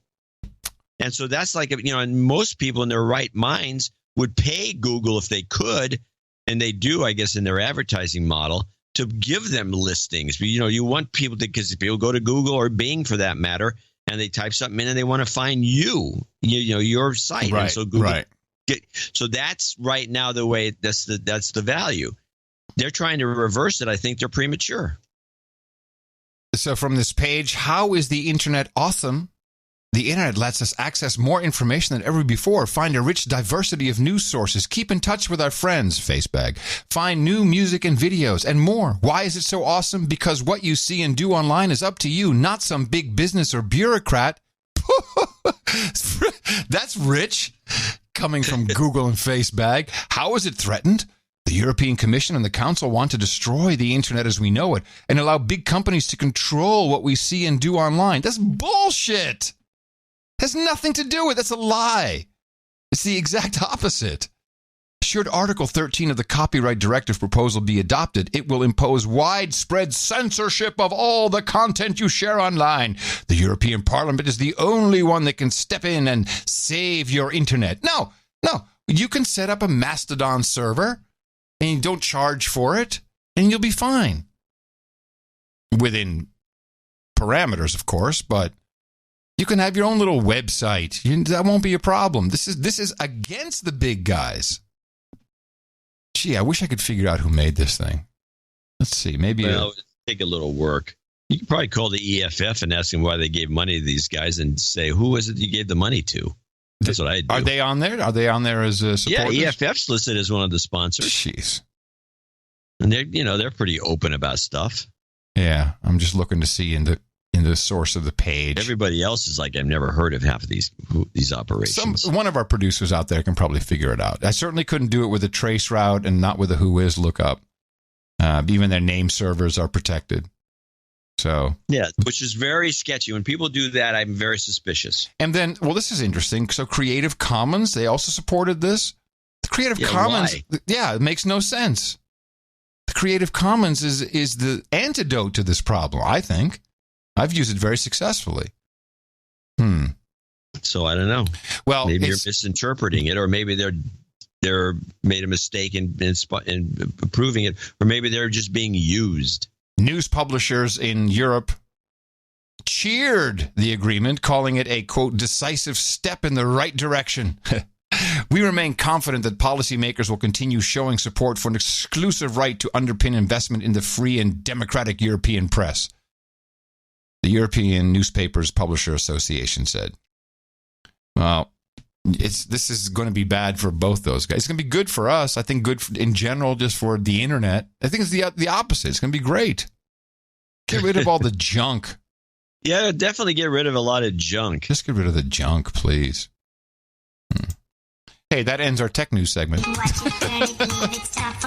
only good phone's a landline, and the phone should be made out of Bakelite. I'm going to show my support by donating to No Agenda. Imagine all the people who could do that. Oh yeah, that'd be fab. Yeah, on No Agenda in the morning.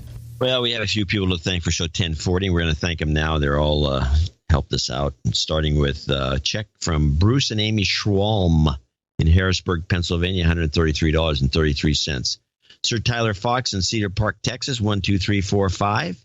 Hey, drunk donation. Nice. He says, you guys rock past the tequila. Drunk Baron out. Sir Ever of the Watt, Linwood, Michigan, 10438. Anonymous, 7120. Drops off pretty quick here. 7120. Thomas Novak, and one of my favorite towns besides Gnawbone, Indiana, is Saudi Daisy. Yes, Tennessee. You have a note from him. Yeah, Thomas Novak will be knighted today. I believe so. So if you could find the note, that would be handy. He's going to be knighted as who? He's going to be knighted as Sir Feste? F-E-S-T-E? Yeah, he actually sent me a couple of things. He sent me some reads for the pre-show, because, you always ask me to read something. He sent a bunch of stuff. Very sketchy stuff. Hey, John, when you get this, we'll be off at the No Agenda Tennessee meetup, or about to be Friday, June 8th, which is yesterday, I guess. Or no, it's tomorrow. The No Agenda Tennessee meetup's Friday, June 8th, 3 p.m.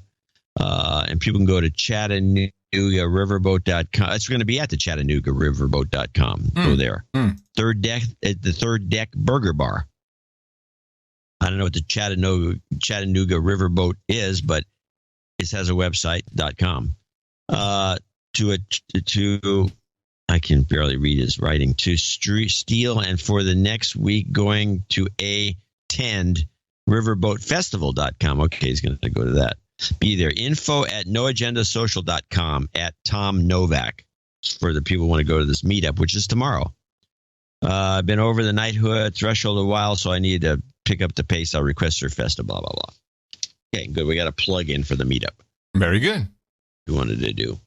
Onward. That was Thomas Novak. Jeffrey Sewell in San Jose, California. You know, we had what's his first name? Sewell was the Department of Defense. He was the war head of the Department of War, which we used to have a Department of War. This was Sewell. He's very famous, and for some reason I can't remember his first name at the moment. But I didn't realize that when they assassinated Lincoln, they shot him too. Oh, I didn't know this. Didn't know it either. I got to look into that. Sir Chris of the Low Earth Orbit. Or anyway, Sewell is San Jose 5678. Sir Chris of the Low Earth Orbit, Houston, Texas 5638. Stephen Schnabel 5538. Gavin Haberfield 5338. These are the leftovers from the thing we did with 38 and 37. Michael Gates 5280. Darren Christie, Spokane, Washington 5150. Sir Luke the Baron of London 5138. Great show, guys. I'm looking for the karma at the end.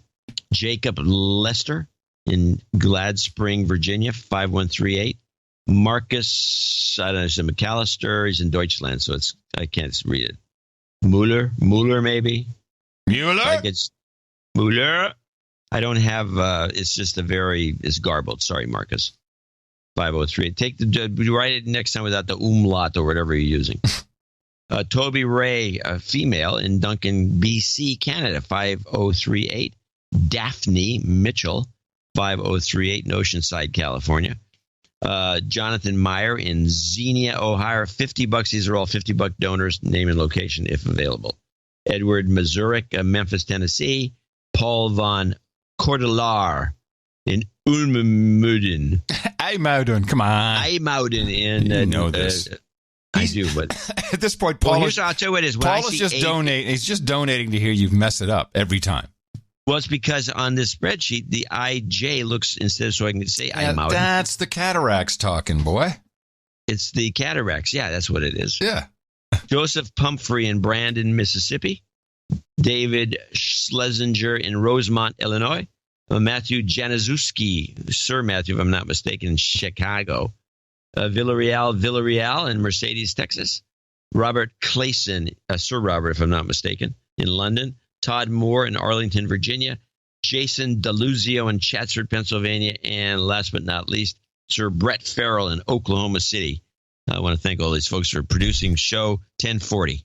Yeah, and grabbing one from the bin here, from a little bit lower down, as it was okay to read it on the air, from Rick and Charlene Brandon. In the morning, gentlemen, we have just made our first donation to your show from profits we've received through our online business, Brandon Creations. Amount was $15.25, and Charlene put it in, donated. Our line currently consists of handmade jewelry made by my wife, Charlene, with plans to add blacksmith items created by myself once the skills develop.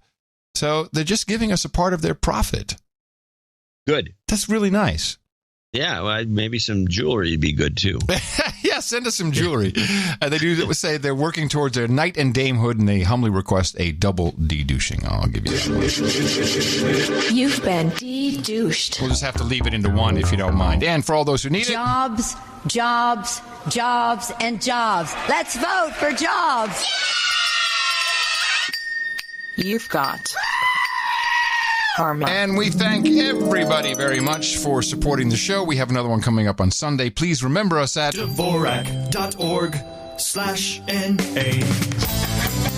It's a birthday on No Agenda. Well, Well, short, sweet, and simple today. Only one birthday. Two. Tiffany Fielder. She turns 33 tomorrow, and we have a double magic number. Sir Tyler Fox turned 33 on the 6th. Happy birthday from everybody here at the best podcast in the universe. And then we only have one knighting for today, so grab your blade. There's a guy right here. Yes. Thomas Novak. Come on up. Pop up. Yeah, you can take the steps over there. It's easier. All right. Up here next to the lectern. Yes, you, my friend, will take your well-deserved spot here at the round table of the No Agenda Knights and Dames for your support of the program in the amount of $1,000 or more. And I hereby am very proud to pronounceate the Surfest 12th night of the No Fixed Abode. For you, my friend, we have Hookers and Blow, Rent Boys and Chardonnay. We've got Steel Reserve and Black Milds. We got Pog and Poi, Dame Elisa's Limoncello and Salmon, Rabbit Meat and Goat Milk, Dr. Pepper and a Quick Handy, Boobs and Stinky Tofu. We got Breast Milk and Pablum, Ginger Ale and Gerbils, Vodka and Vanilla, and Mutton and Mead. Excuse me. Head over to noagendanation.com/rings and input your details, and Eric the Shield will get that to you as soon as possible. Could take a couple weeks. We order them in bulk. Once we have them, there was a complaint the other day. It took months. I'm happy I got it, but it took months. Yeah, that's because unlike a store who has 15 size 7s, we can't afford to stock all these different sizes. And I think run out. We tried that at the beginning, and it was a very bad idea because we were left over with a whole bunch of sizes, that didn't fit any of our producers or our knights and dames. So that's why it takes a little bit. And we thank Eric the Shill for always doing that. Let me see. Well, I've got something I want to play. All right. They had this guy, there's an ITV report that was played on independent television network out of England that is played, that PBS uses a lot to report a lot of crazy stories. And they put this in here, and I'm wondering why this was played at all.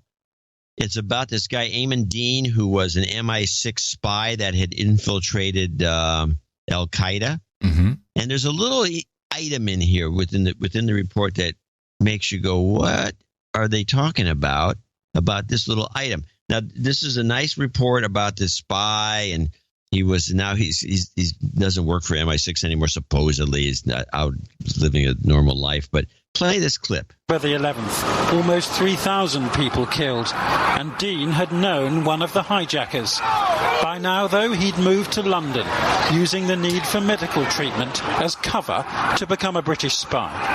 Your job was to carry radios and phones into Afghanistan that enclosed MI6 bugging devices. Is that it? Well, more than that. My job basically was to report on locations of camps, the new training methods, the individuals coming in and out, and also at the same time keeping up with Al-Qaeda's WMD program at that time. Well, if you were doing all that, why did an attack like September the 11th happen? If you wanted to stop 9/11, you have to have at least 12 spies inside Al-Qaeda, and each one inside one of the different departments. Only then you could have stopped it. What was your biggest intelligence coup, as far as you're concerned, in terms of what you managed to prevent? Well, there were several. There was a plot to attack the New York subway with chemical weapons, a chemical device that was invented during my time, actually, in that specialist lab in Afghanistan. And I was reporting on it regularly to the UK Secret Services. He never visited MI6 headquarters. Before any meeting, he'd call his handlers from a series of phone boxes to be given a rendezvous and to allow spotters from MI5 to check he wasn't being followed. His spying career ended in 2006 during a boat ride on holiday in Paris. He was told the Americans had leaked details of his identity to a journalist. MI6 ordered him back to London. Do you have any lasting regret that you betrayed people whom you had become friends with? No. I did not betray a state. I betrayed a bunch of criminals, as simple as that. Mm-hmm. I didn't know about this guy. I hadn't heard this story. You knew about him? No, I had not. Did not know about it. Yeah, he's out floating around bitching. So I'm listening to this, and it goes, wait a minute. Somehow somebody in the United States was telling reporters about this guy, and they had to pull him. It was like somebody compromised. Was it a spy and a spy? What was the deal? I couldn't figure it out. And so I looked into the leadership of the CIA, and it has to be CIA because they're the counterpart of MI6. Yeah, and they would know about this guy, especially if he was talking about putting bombs or doing gas in subway stuff. Subways. Yeah. So I'm thinking, I bet you this is that Muslim Brennan. Is that the voice you make when you think that? Yeah, when I think about Brennan. Brennan. But no, it goes back to 2006. And it's obvious it was Porter Goss, who never shows up in the conversation. Oh. Porter Goss was the shortest CIA director. He was less than a year. And he was kicked out around March or April after a meeting that he had with George Bush. And then they quit.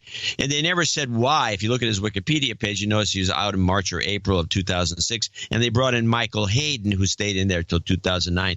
It's doubtful it's Hayden, right, who's kind of a freak. And so it had to be Goss. And what was Goss doing? Slipping information like this to reporters. And then obviously he didn't stay in the office for long after that. But it seems pretty what was going on. But is it common for the CIA to just tell reporters about MI6 guys? Why wasn't somebody arrested for this? What, isn't it illegal to out a spy? Yeah, you can go to jail for it. Yeah, well, how come nobody went to jail for this? I don't know. And who was the reporter? There's a lot of untold stuff here, but I just find what's your the conclusion? Guy drops a bomb. What? What's your conclusion? I think I don't have anything further to say except that Porter Goss seems to be somehow involved in it because it makes sense with the timeline. And he was so short-lived in that office. But it's like, is this go on a lot? Or how did this happen? I don't know any of the details. They don't say anything. But this guy's obviously outed himself as a spy, and I think it's for that reason. And when he says it in this interview, the guy changed the interviewer changes the subject. Yes, if they was talking to me, I'd say, what? Who did that? Who was it? What do you know about this? About the leak to the reporter? Yeah, because it's going on now. And this was on what? Oh, on ITV, you said. Interesting. It was on ITN, but ITN. It was on PBS, but it was an ITN report. But and it was like a sore thumb. It made no sense. But how does it fit into today? It the doesn't. CIA's got leakers. oh, gee, wow, John. Big development. I'm a genius. Big development there. I got a twofer here. I got a story and a clip and a little story that goes with it. You probably heard this. The data of more than 92 million users of the genealogy website MyHeritage has been leaked after a security breach. The company announced that it learned about the breach yesterday. They say it happened back in October of last year. MyHeritage says it was discovered by a security researcher who found email addresses and hashed passwords on a private server outside of the company's website. The company has set up a 24/7 security customer support team, and they say they believe that only user emails were exposed. MyHeritage says information about family trees and DNA data were not affected.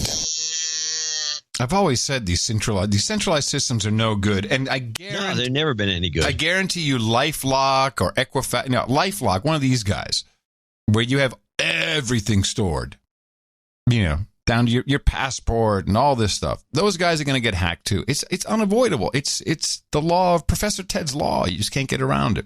But this is relatable to, and I did not know this bill had passed. One of our producers a while ago, I'm going to say maybe almost a year ago, certainly 7 or 8 months, had told us about this rapid DNA. Do you remember that? Vaguely. Well, the Rapid DNA Act of 2017 passed, and the president signed it. And I want to share, just to remind you what it does. The Rapid DNA Act establishes a system for rapid DNA's nationwide coordination amongst law enforcement departments by connecting it to the FBI's Combined DNA Index System. Now, this Combined DNA Index System is very important because, and we knew this from our producer, it can analyze and match DNA in minutes. In minutes, I tell you. Versus, just like CSI. Versus the month, week, month, or sometimes annual, just years it would take for this to happen. So this is new technology, and no one's really talking about it. And I'm not well versed in DNA stuffs at all. Well, Illuminatia is. Good, but she needs to look into this. She is. I could be wrong. She needs to send us a report immediately. The Electronic Frontier Foundation expressed doubts about the accuracy of rapid DNA, which is too late now because it's done, it's approved. Rapid DNA, quote, rapid DNA only has been tested on single source samples, like a swab taken directly from a person's inner cheek. And yet, rapid DNA manufacturers are trying to convince law enforcement agencies to buy these machines to get through their backlog of rape kits and for low-level property crimes, situations where there's a very good chance the DNA came from multiple people, some of whom may had no connection to the crime at all. So there's still all these doubts about DNA. But we've been programmed to believe in it. It's science, after all. Yeah, they can put a new eyeball on you. So I'm sure they can do this. Yeah, they can do that. No problem. Look into rapid DNA. So there's a couple of things going on that need to be discussed. I do have a 5-minute clip blitz of 6 clips. You want to do that now? Do that whenever you want. Okay, I will call for it. Yes. Okay. Comey's going to be lambasted by a report. Did you hear about this? Is this the OIG report? I think it might be. Yeah, where is this about the lures? I don't know about that, but play the clip. ABC News has learned about a new report coming on James Comey, the blistering criticism in this new draft report, what he was warned not to do just 11 days before the election involving Hillary Clinton, and what he did anyway. Here's ABC's Chief Justice correspondent Pierre Thomas tonight. Hillary Clinton was on a flight to Iowa when it happened. FBI Director James Comey revealing he'd reopened the investigation into her emails. A stunning October surprise just 11 days before the election. I learned about it on the campaign plane, and I was stunned, to be honest. I didn't know what to think about it because I knew there was nothing there. I was just dumbfounded. I thought, what is he doing? Clinton huddled with aides for nearly an hour. Secretary Clinton, any reaction to the FBI investigation? One of Comey's biggest critics at the time heaped praise on the director. And it took guts for Director Comey to make the move that he made. The Justice Department Inspector General has been looking into Comey's decision. And now sources familiar with the draft of his report tell ABC News a senior Justice Department official had urged Comey not to reveal he was reopening the Clinton probe so close to the election, that doing so would violate long-standing department policy. But those sources also say the report concludes Comey defied authority more than once. One source telling ABC News the report describes Comey's behavior as insubordinate. Comey has defended his actions, saying they were to protect the integrity of the FBI. Given what I knew at the time, these were the decisions that were best calculated to preserve the values of the institutions. The draft report also criticizes former Attorney General Loretta Lynch for not clearly recusing herself after she met President Clinton on her plane during that campaign, David. Yeah, that guy is so disappointing to me. I liked him. I really wanted to like him. You wanted to like Comey? Yeah. You see, we're talking a long time ago. Yeah. He seemed like a straight shooter, and he had me bamboozled. Yeah. Yeah. Well, I don't know. This is the whole thing. I don't know what the point of this is, but something's happening. Well, Comey needs to get slapped. I think that's what's taking place. And honestly, he deserves it. He's one of those Democrats, Big D. Dogs are people, too. Yes, it's true. Dogs are people, too. As witnessed by this report, I wish I had a clip, but they just won't do this. No one's going to pick this up as a news story. Michigan State health physicist charged with bestiality. Oh, God. Yes. According to officials, 51-year-old Joseph Hattie of Holt, Michigan, has been charged with 2 counts of committing... Oh, wait, you said health physicist. Yes. Physicist, yes. Physicist? That's what it says. Well, that's weird. What's a health physicist? Consult the Book of Knowledge. Well, I know what a physicist is, but they're talking about the atoms and, like I don't know what health has got to do with it. Well, that's not physician or something? No, I'm looking at the news story and it says health physicist as the headline. Well, let me take a look. Let's see what health physicist is. Health physics. Health physicist, jobs, employment. Okay, here we go. Medical physicist. Health physicist. Okay. You can make about $6,000 a month. Works on the direction of radioactive materials inspection group. Oh, that's just Department of State Health Services. I don't know what you do. Okay. Well, apparently you screw dogs. Well, no. Hattie is accused of penetrating a dog with his penis and his hand. The Attorney General's office says the acts did not occur on campus or with an animal owned by MSU. Whew, well, that's good.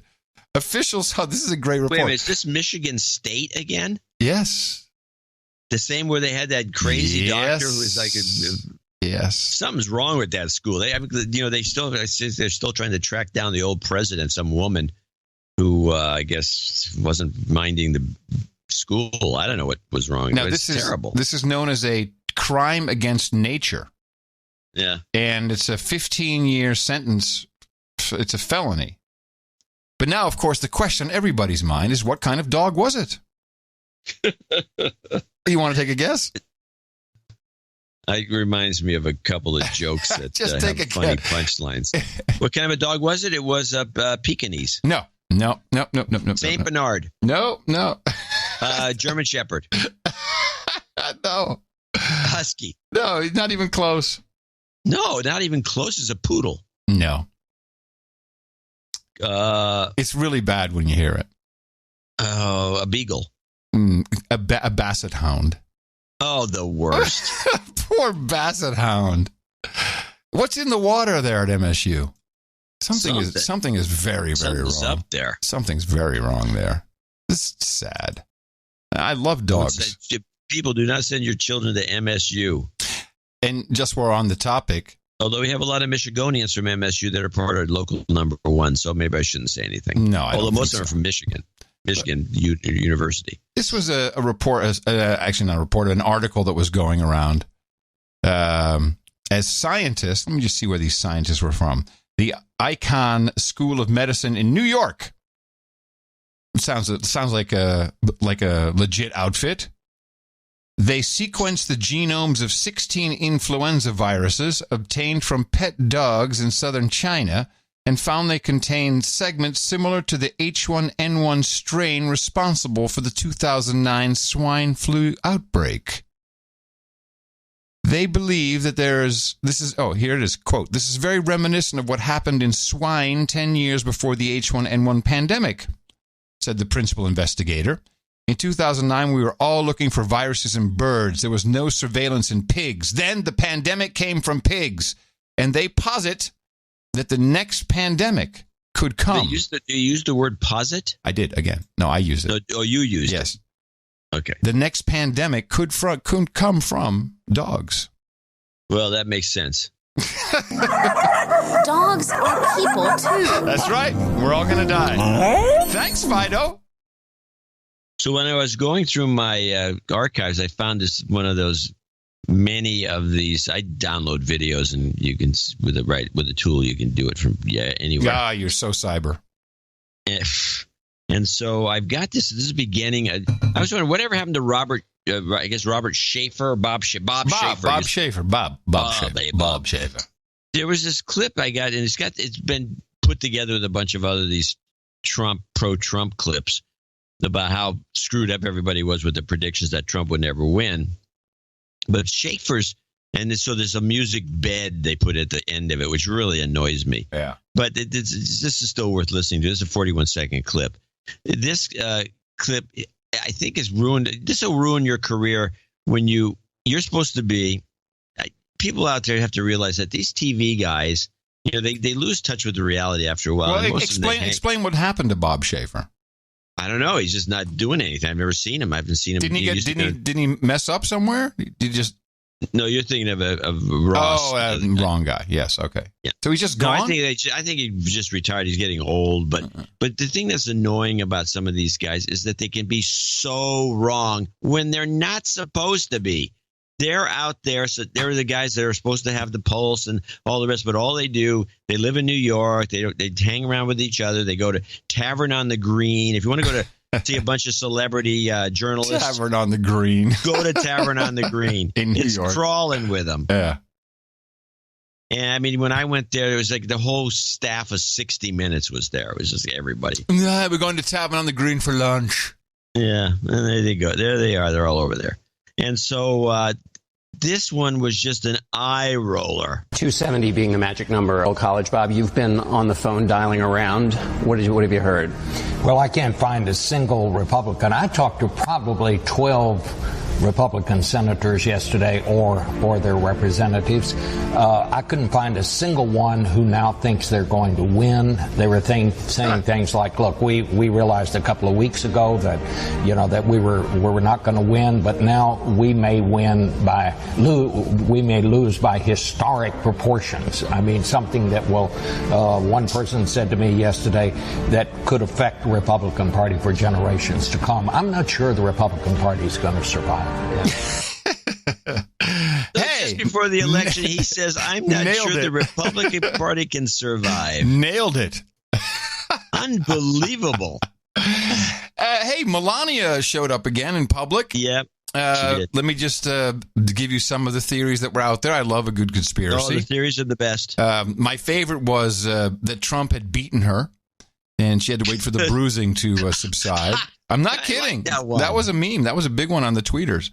I like it. There was that. There was that she was, hiding because she's a slave.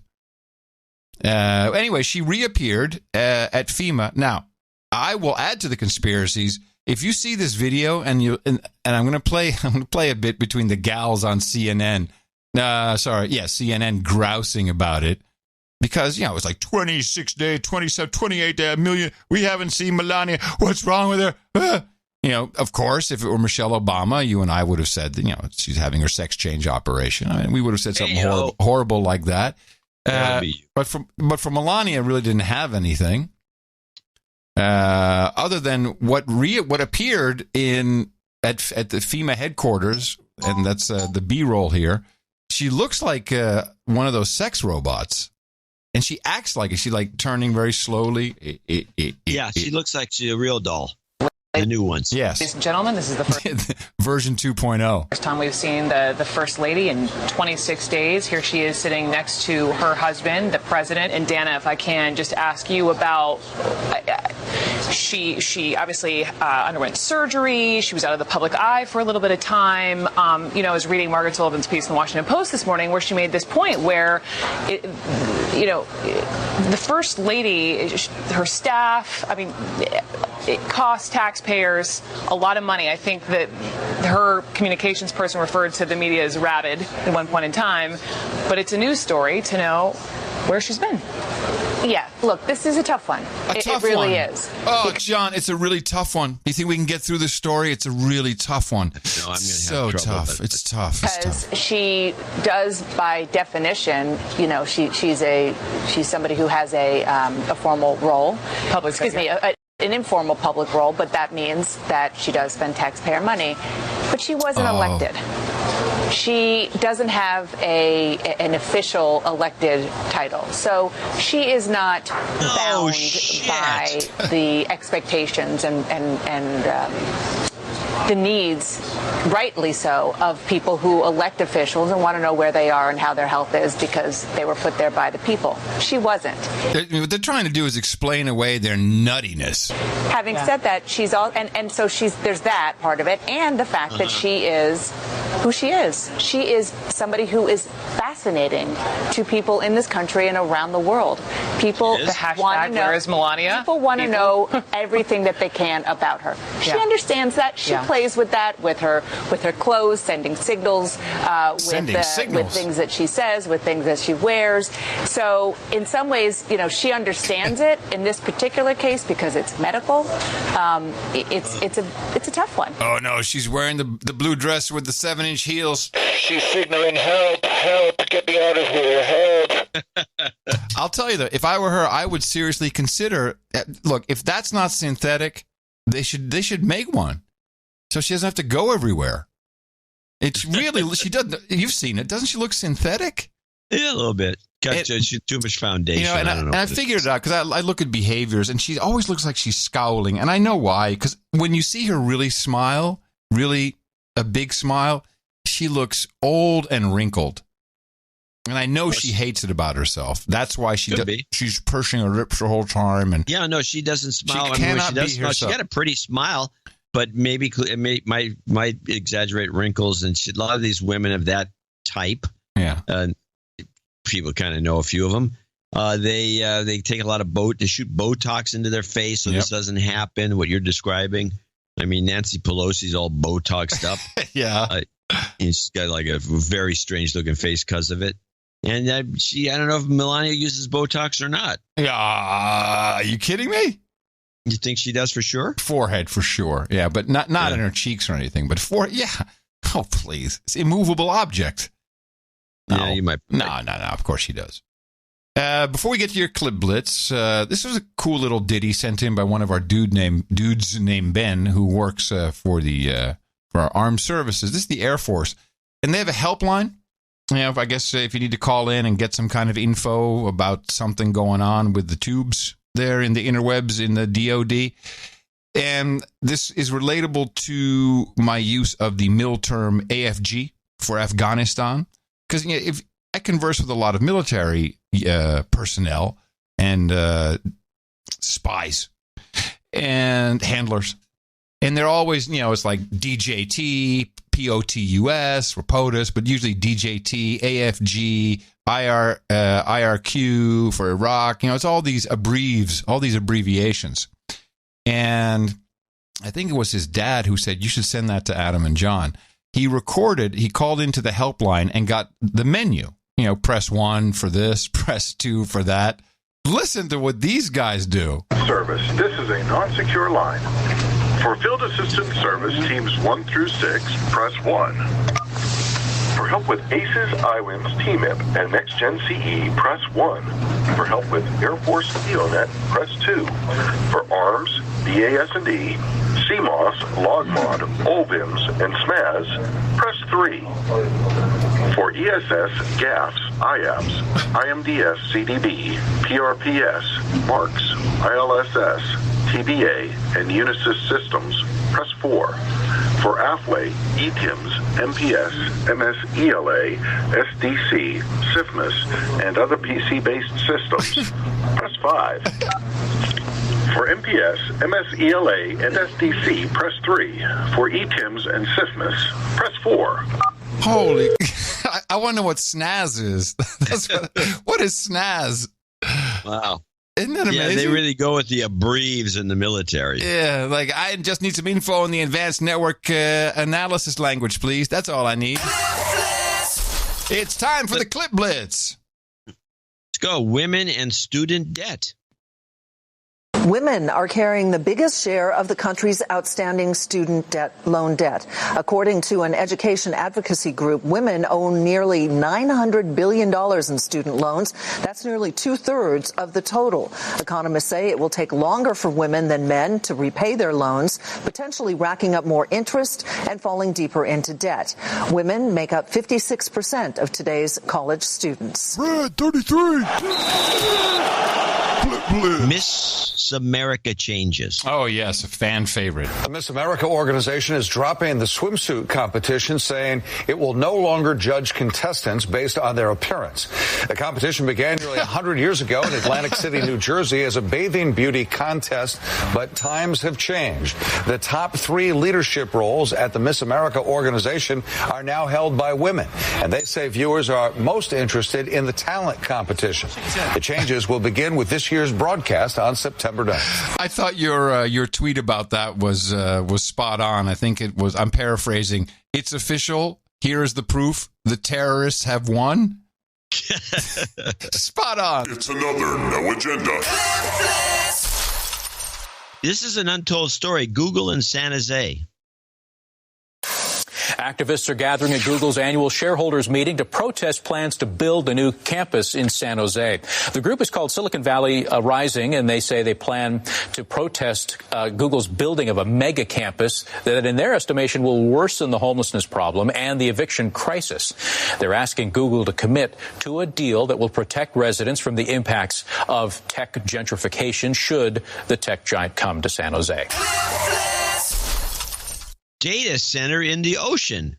Amounts of our information is held in vast data centers which consume large amounts of electricity. Well, now Microsoft has begun an energy-efficient experiment by sinking a small data center in the sea off the coast of Scotland. Rory Kaplan-Jones reports. Ever uploaded a photo, updated your Facebook status, or maybe streamed some music? If so, you've probably used a data center where vast amounts of our personal information are now stored. But what if you could put all of that underwater? Up in Orkney, the tech giant Microsoft is trying to do just that. This white cylinder is packed with computers. It was assembled in France and then brought here to be sunk. We're on our way across Scarpa Flow to the deployment site, but I've one nagging question. Why sink a data center? It's easier to cool data centers in water than on land, and that means we use a lot less power to cool the data center than we otherwise would. It is kind of a crazy experiment, but that's why we do research, is to try these things that sort of push us to new places, and if this is successful... Military running for Congress. Is by making peace. Somebody was asking me, Mikey, can you still fly a helicopter? I said, Mikey Sherrill is another rookie candidate who doesn't seem to show it. The retired Navy helicopter pilot and prosecutor is part of an influx of Democratic veterans running. Democrats estimate nearly 1/3 of their top-tier congressional candidates have served in the military. I went to the Naval Academy. Why the sudden surge in veteran candidates? Well, consider the current trust gap. In a recent PBS NewsHour NPR Marist poll, just 25% of adults had any confidence in Congress, 43% in the presidency.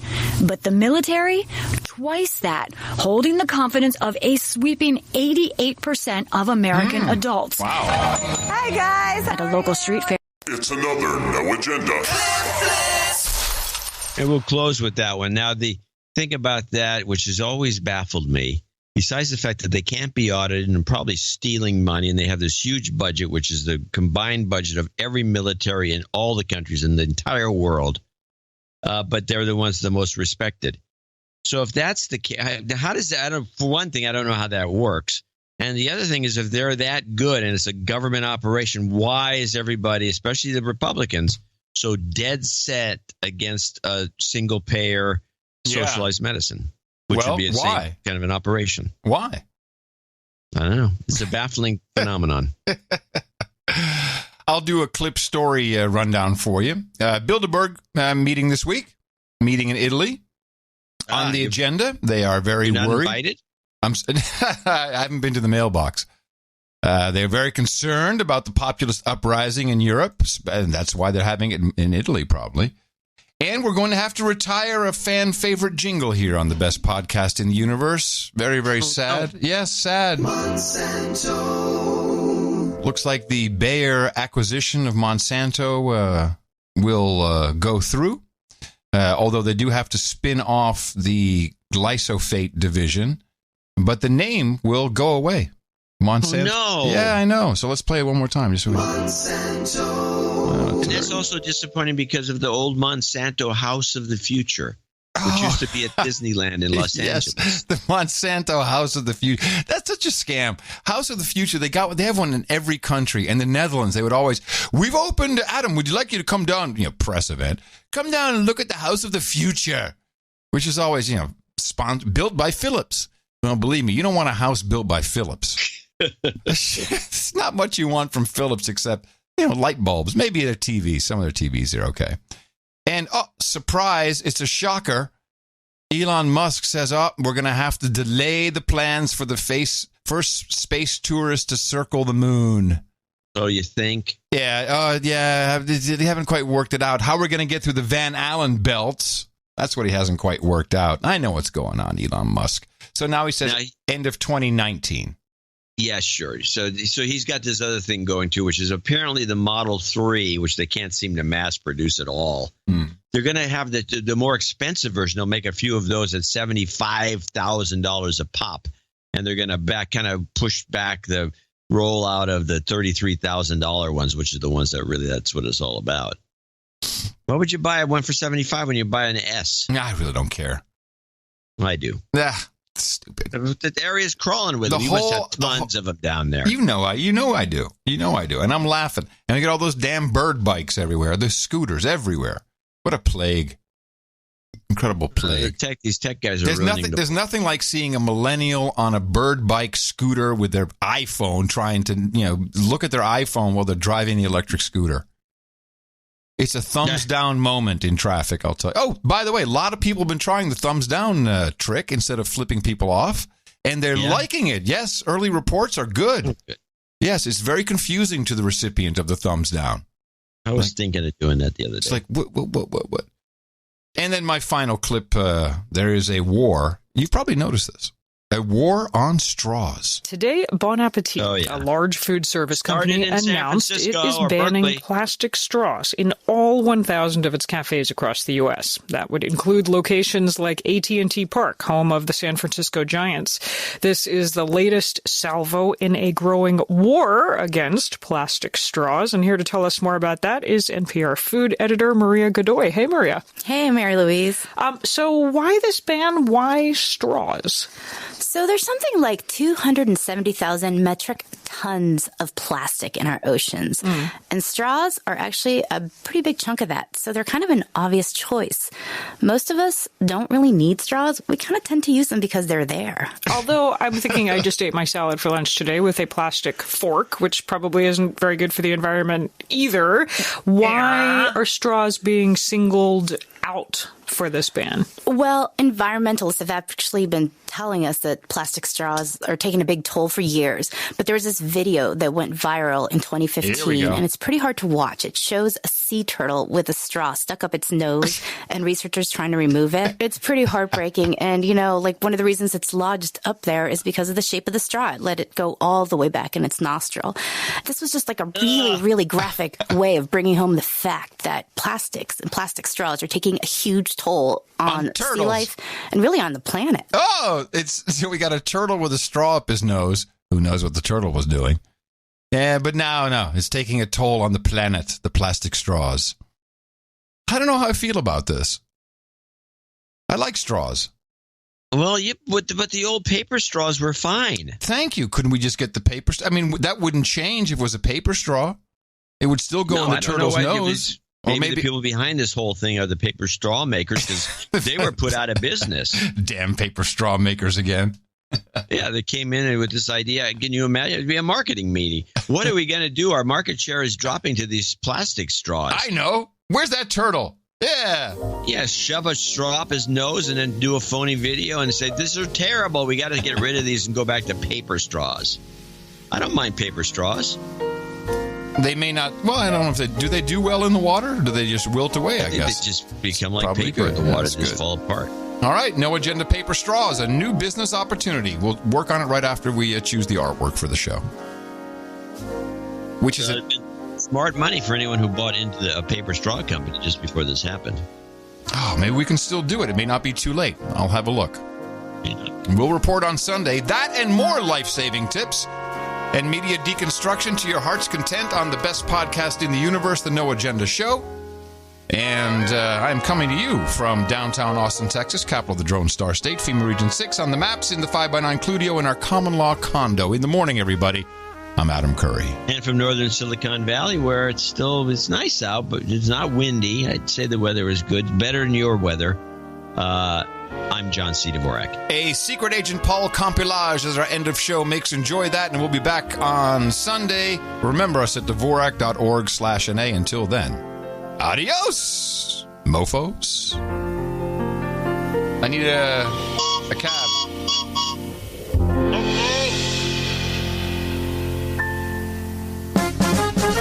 Here's the story of a bunch of snowflakes who were trampling on some other people's rights. All of them lived at home with their mother. They wanted to start fights. Here's the story of a bunch of addicts whose addiction was to outrage all the time. They got so whipped up into a frenzy, thought they commit some crimes. Then the one day they went to attend a rally, and everyone who disagreed was punched. And this group thankfully got arrested. Now we get to laugh at them, the Snowflake Bunch, the Snowflake Bunch, the Snowflake Bunch. Now we get to laugh at them, the Snowflake Bunch. Al-Shabaab, ya-da-da-da-da-da-da-da-da-da, Al-Shabaab, ya-da-da-da-da-da-da. If you're white, you're a racist. If you're male, you're a pig. If you're cis, you are privileged.